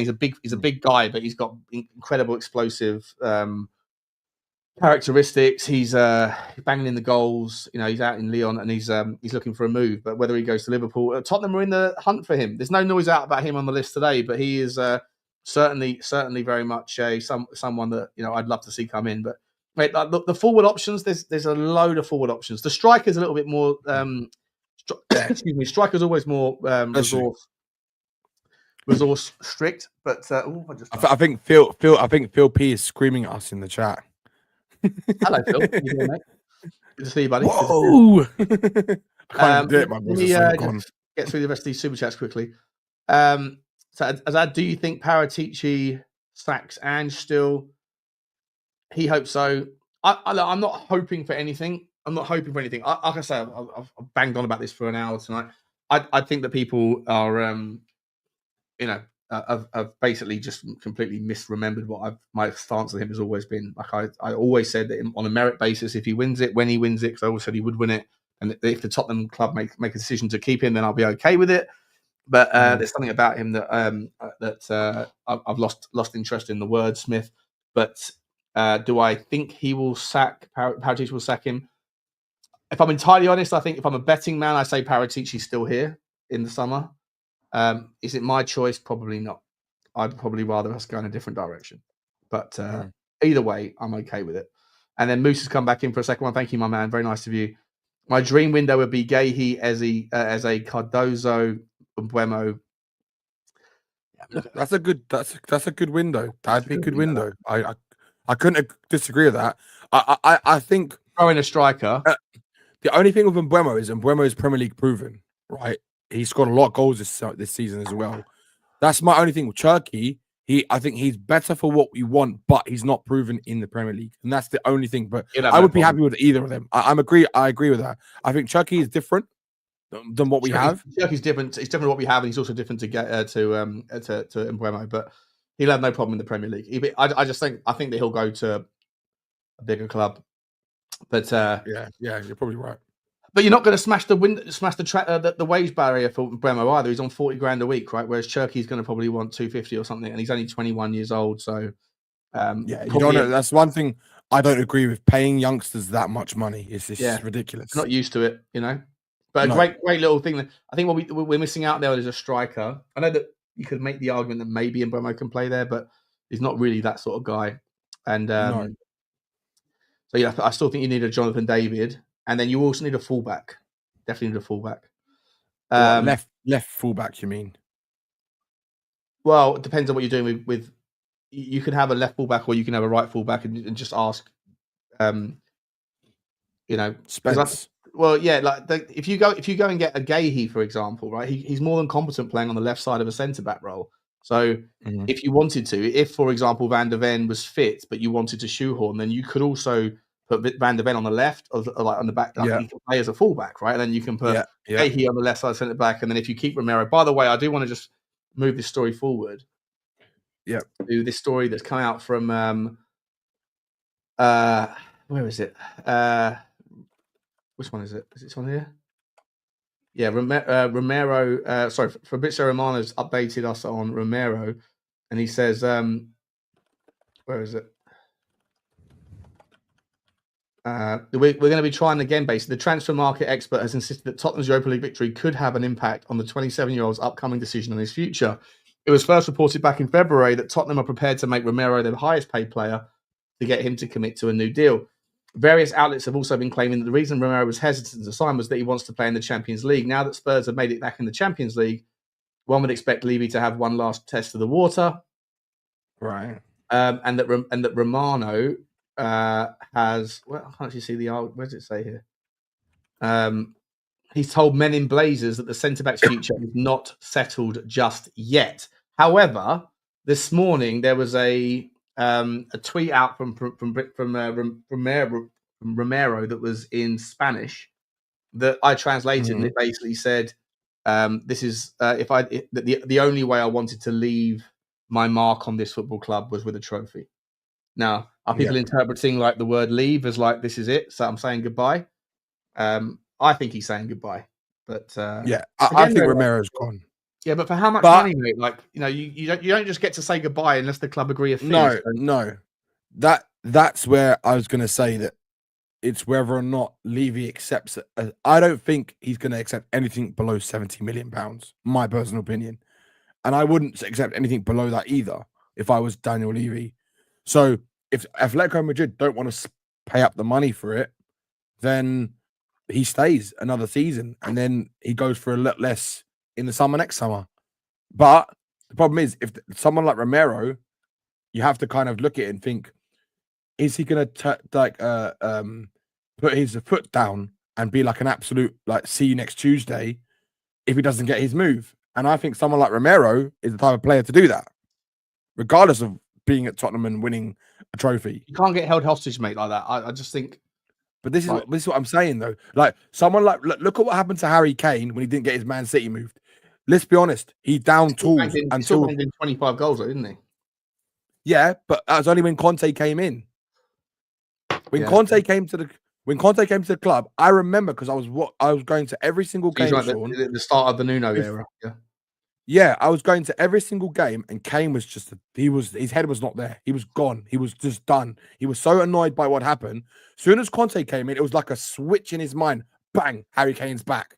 And that was it. So Romero, I think, is the type of player to do that. And that's why I would rather get rid of him if he wants Yeah, to but only go. at If he a certain doesn't, price point, right? Like of course, but if Romero it has says to I'm be a putting bit my of feet up unless you give me my move, and Atletico Madrid think they can utilize that and like essentially do what Alex Ferguson used to do to Tottenham players like Berbatov and that, and tap us up, yeah. then you've still got to pay the fucking money. And Daniel Levy's it's not his But first rodeo, right? So like he's not going to it's sit not. there and go, okay, 40 million quid. If Atletico Madrid want him, who's a World Cup winner, a Europa League winner, right, and It's he's got to won be 4 out 60 of at 5 least. finals. No, more than that, mate. He's got 2 years his contract. Like he's 25 years, 26 years old. He's All right. So like, let's say 17 million. If Atletico Madrid come in for anything less than like 60, you say Yeah. fuck off. Or Yeah, who do yeah, you it's want? true. I agree with that. You're not Real Madrid, by the way. You're Atletico Madrid. Let's not forget where you Yeah. are in the pecking order, bro. You know what I mean? Yeah, Like, it's true. so like fuck all that. I'm not going to what- sit there and just let a guy go for pennies in the pound because he wants to and No. because the other club think they can like leverage us. Not for me. Not that it matters what I think, No. but you know. No. So that's the Romero I agree story. with that. Yeah. There's a couple of other stories for us, mate. There's Tottenham have seen an effort to sign Pisa defender Francesco Coppola, turned away by the Italian side. I won't even bore you with this one. He's a centre back. He's worth, according to Transfer Market, £200,000. He's 19 years old, and he's played 6 games for Pisa this year. But that's the story that's come out of somewhere else. That's irrelevant. Brazilian defender Vanderson has continued to be linked with a move to Tottenham Hotspur in the past, and they remain keen on signing him. This is a story I've spoken about for 2.5 years. I love Vanderson, mate. I think he's top draw. Can play off. He's a right fullback. He's just so balanced. He's a 90 percentile type of player for everything you could want. If you can sign him and keep Porro and keep Udogie, and Jed Spence is happy to play left back and be repositioned over there, then to me, for 30 million quid, Vanderson is value all day long. This geezer is fast, he's balanced, he's pacey, he's intelligent, he's tall, he's a back post merchant. We could see so many goals from slopping to the back post. You won't have that with him. He can adapt to a back 3 or a back 4. He's a fullback traditionally. He scores goals. He gets forward. He's got a whip on him, across him. There's so little to dislike about this guy. He plays for Monaco, and he doesn't earn significant money. So, like that to me, if you get Vanderson, a Gahey, I mean, I'm not sold on Gahey, but like everyone else is. He's a great player. I just don't think he's as good as everyone thinks he is. But if you can get Vanderson, Gahey, like a Buemo or Cherky, say. And Buemo or Cherky, Jonathan Tah, Eze. Jonathan Tah? Do you mean Jonathan David? Jonathan David, Eze, and a 6 like Cardoso. I'd be very, very happy with that. That's back in the manager. That's back in the manager, right? You're also going to have 2. Oh no, but you're going to have 3 players that are going to be your big. So why are you doing this to me? You're giving me this hope that we're going to do. You're giving me this delusional Spurs fan hope now that if we go and get these players, because if we get those players, I'm telling you now, like it's going to be a different season next season. So different. What did Anne say? Season 3 is better than season 2. But it all starts with the trailer, and the trailer depends on what we sign in the summer. Like if you get those guys in, you get those 5 or 6 players in, mate. Then you can sell Bissouma, you can sell Romero, you can sell Richalison. Like that. By the way, those 6 players, right? So Eze's going to cost you. Let's call it 70 million quid, right? Jonathan Tah is going to cost you as a signing fee, let's say 40 million quid, 30 million quid, right? That's going to be that much. But with the agents' fees and all that, but let's just call it 30 million quid, right? Yeah. So that's 100 million quid for those 2. Okay. If you can get Gahey for 60, right? That's 160. You get Cardoso for 20, that's 180. You get Vanderson for 30, that's 210. Right. And then you get Cherky or sorry, I including Bemo for 40, right? So and then you get David, Eze, Buemo, Cardoso, Gahey, Vanderson. And Vanderson. Hang on, let's do that again. Vanderson's 30, Gahey's 60, that's 90. Cardoso's 20, that's 110. Eze's 70, that's 180. Cherky or Bremo is 40, that's 220.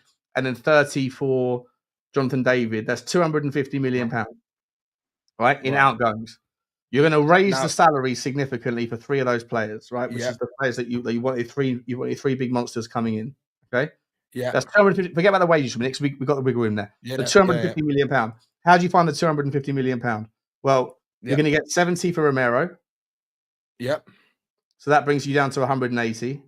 You'd probably get 20 for Richarlison. 20 to, well, now he's won a Europa League. Could get 20 to 30 million, I think. Okay, we'll just call it 20 just to be on these safe sides. Let's bring it out to 160. Bissouma goes for 15. 20, I think, at least. Okay, maybe more. Maybe more. Maybe I think he's got a year left. So 140 million, right? 20 million, yeah. 140 million. And then if you can sell who else can we sell in the squad? Liz, Brian Hill, like 10 million on Brian Hill. So that brings you down to what about Højbjerg? Højbjerg's bringing in 10, right? Yeah. That's 120. Yeah. What else? Who else could we sell? Who am I thinking of? But either way, if that's 120 million pound, right? And then we should be able to scratch together 120 million pound given our finances. I think Reggie's on a free, so he's going. Manor Solomon, perfect. There's another 20 million quid there. Good example. You're down to 100 million quid, right? You're down to 100 million quid. You might even be able to sell someone like a Will Lancashire, a Dane Scarlett for a few million here, a few million there. So basically, you're looking for 100 million pound net spend, and you could revolutionise your squad. Yeah, it's true, and that's how you should do business. Like, if Tottenham are going to do something, do it like that. If they can do that, we could do that. Would transform the whole. I know, but that would transform the whole squad, and it would give the fans such an amazing boost as well, because you're then taking the squad to the next level. I think that's what it would do if you go and get those kind of players, because then what you've done is you've improved the starting 11, right, by 3 or 4 players minimum, 5 or 6 players. Do you know what I mean? well, that's what I mean. So if you've improved the starting 11, then the only question though for me with that squad is you've replaced Romero with Eze, right? Sorry, with Gahey. You replaced Romero with Gahey. Do you then still have the predicament of the fact that Van der Ven, when he goes down for 50% of the season because of his hamstrings, you still don't have a monster left-sided centre-back to come in? Yes and no, because I think Danso can do it just as good as the job. So I think Gahey could play in that role, and you move Danso as the centre-back on the right centre-back position. I think them two, Gahey and Danso in the back, I think that's a beastly defensive line, in my opinion. It's going to be a fucking fascinating summer, Danny. Well, this is the question I was going to ask you, Sean, right? Yeah. Because we always say this as Spurs fans every year. This is the most important summer. This is the most important summer. It never turns out to what we want it to, right? But I'm gonna be the idiot that's gonna say it now, right? Because I think this summer, as much as it is like it's every summer, this summer will show us more about if Levy's gonna change or not. Because if he does what we would like him to do, or like you've just said, you've done something. We've just worked out like how if you could sell the players for that money and you bring the players in for around about those fees. We're playing Football Manager, obviously, so it's very easy. I know we're playing football. Speculative. I know we're playing, but like you know. I know. But I'm just saying in a hypothetical. Yeah. In a hypothetical world, if that was to happen, right, then it would be a perfect window, wouldn't it? It would be a perfect window, right? But then you'd also see you'd see something different from him as well. So I think, I think. How do I put this? I've lost what I was going to say now. Fuck, I forgot. Sorry. I just lost it. But no, this is it. It would show. I know. I've got it. It would basically show us. Big Ange plus the Gogley. Big Ange plus the Gogley. It's a big Ange equivalent. I know, but it would literally show us. It would show us like what what we've always wanted to see from the management or the board of this club, right? And it will show us that Daniel Levy, as much as people don't want to hear it, the fact is it'd show that Daniel Levy is changing. And that would be the biggest sign for me, right? That would say, and it would, I think he'd have more people on board with what he's doing. But let's see what happens, because I think we're in a position now, Sean, where I'm not saying we're as strong as where we were under Pochettino when we had that Champions League final and we had the chance to go and improve, right? Or the season before that, we had the chance to go and improve. We had a couple of players we needed to take us to that next level, and we didn't do it, right? We went a whole season without buying anyone, right? But now we've come around to a position now where we're coming from a position of strength now, in a sense, right? We've come off the back of a Europa League win. This is the time now where you can take us to the next level. To that, we're not the Man City. Yeah, but this is the time. So if we don't do it now, to me, Levy will never change while he's at this club. That's how I feel. If we have a shit, I genuinely think if we have a shit show summer, then depending on the specifics, then I'll probably have to agree with you, because I've been very understanding of the specificities of what happened 5 years ago, and I've been on the defensive side of Daniel Levy, more so because like, it's just, I guess, when you get rolled out in front of third-party channels that want you to go on to talk about Daniel Levy, it's usually because Daniel Levy's in the press for a bad reason, and you're the guy in the community that is happy to take the other side of the argument. But I've always been like, I think I've always been fairly reasonable, or at least justified in my take around explaining certain things. But right now, I don't see there ever to be a better opportunity for Daniel Levy than right now. I agree. To steal a march. And if he doesn't do it now, there's really very little excuses. So we shall see what happens in the summer, mate. But I'm optimistic that the vibes that are around Tottenham Hotspur right now might just infect that man as well, and that he can see that there's an opportunity, because there's a byproduct benefit of the fact that there's 7 or 8 teams that are chomping at the bit for Champions League football, because traditionally there's 4 spots, and traditionally most of the teams that always occupy them, they do so because they've set themselves up structurally as a cost base where they expect Champions League revenue and they need it, right? But there's a byproduct benefit of getting yourself back amongst it. If Villa and Newcastle continue on their trajectory and Tottenham can re-emerge into that conversation in the league, then there's no guarantee that Manchester City will be in the Champions League every year. There's no guarantee that Arsenal will either. It might not happen in the short term, but it could happen in the next 2 or 3 years. And if that happens, and those clubs are not set up to handle Europa League money, they need Champions League money. And so the byproduct benefit of a little bit of risk on right now is that you can upset the apple cart for the next decade. You can rewrite it could be, I've said it a few times, a new world order of football merit in the Premier League. And that is not to be sniffed at, because I think that one of the reasons that I say this all the time, I think the Premier League has become boring. Right, and I think this is it's a fact that the top 3 teams, that the teams come up, go down, and the people at the top are always at the top, and it's because of the money in football, the rules in football, the inability to enforce them or even set coherent rules that can be applied. But if Villa continue on their trajectory and they can dance around their little mechanisms, and by the way, don't forget that there's this new risk on the horizon of West Ham United being taken over, and that the Gold family money is going to be moved into the hands of that guy, Trip Smith, and the Kinsky ownership is going to go that direction as well. And Trip Smith is an owner of Chelsea, right? And so, what's good for the goose is good for the gander. There's a hell of a lot of back scratching that goes on in certain ownership models.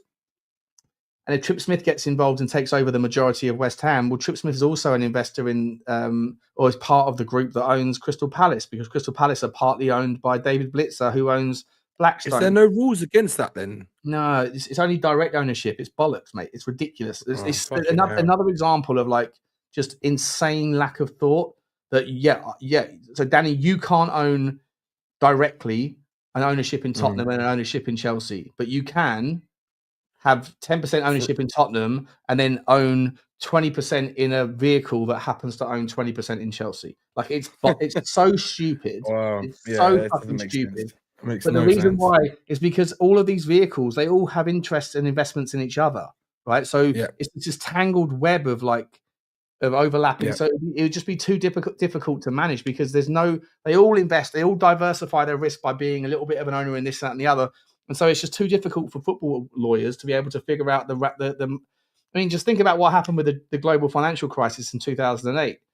Right, it was one or two banks that fucked up, but because every other bank was invested in that and they were invested in that, all this shit, the whole fucking house of cards almost came tumbling down. So if the financial world can't figure it out or didn't want to, and how's the football world going to do it? How can the football world think about it, right? So it's true, and that's a problem, right? Because if those things happen, then you can kiss goodbye to any tightening of the rules anytime soon in the future, because all the Premier League clubs need is they have to have 14 votes to approve any changes.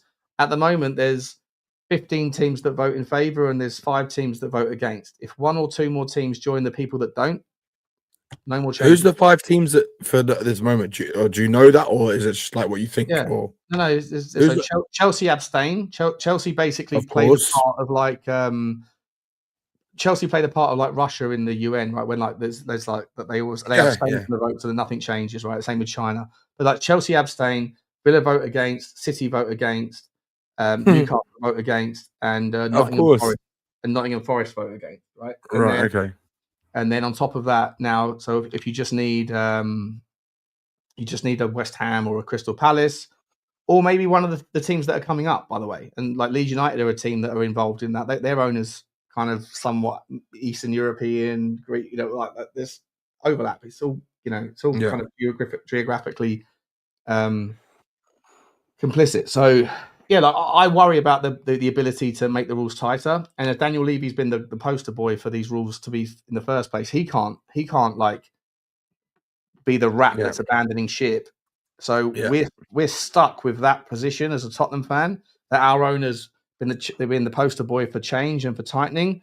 It hasn't really materialized, and that's problematic. So that's why right now it's more important than ever that Daniel Levy sees the wood for the trees, sees the risk on the horizon, sees the opportunity that is there, and there is a big opportunity right now, and also massive.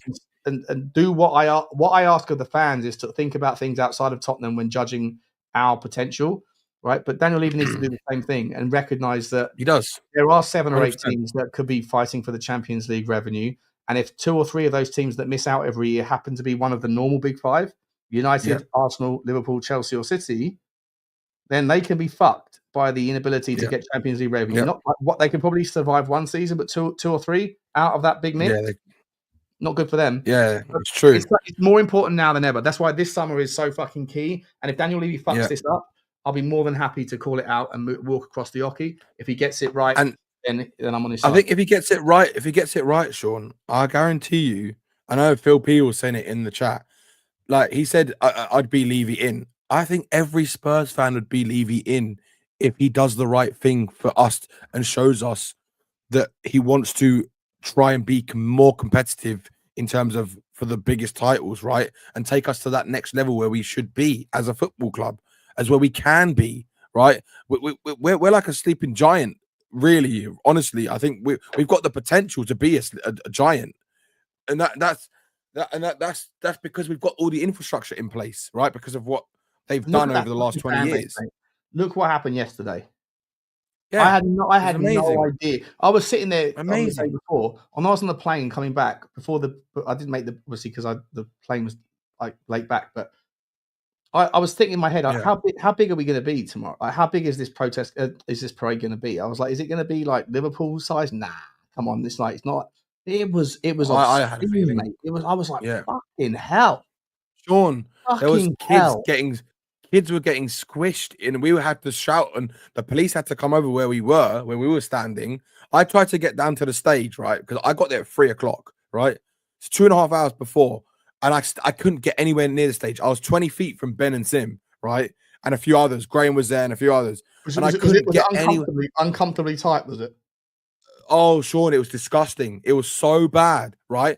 And people kept coming down, trying to come down. And it got to a point where the police were coming up and trying to say, like, everyone move back, because there was so they had kids like, there. They had like Hillsborough vibes, did it? it could have been that bad, Sean. Honestly, people were worried because there were a lot of kids there and kids were getting squished. People were having to put their kids on their shoulders and stuff. Some people even had babies with them. And like, you're taking a baby and you're trying to go into the crowd. Like, are you insane? Like, honestly, it was nuts. It was absolutely nuts. And eventually, when the police came, they kind of moved people down. And me and a few others were screaming like, fucking move back, because people kept trying to come into a place they couldn't go anywhere else. Like, and it was becoming just really bad. It was all right afterwards. But I'll tell you one thing, right? Like, I think, like, to see that yesterday as well, it shows how many fans just absolutely love this football club.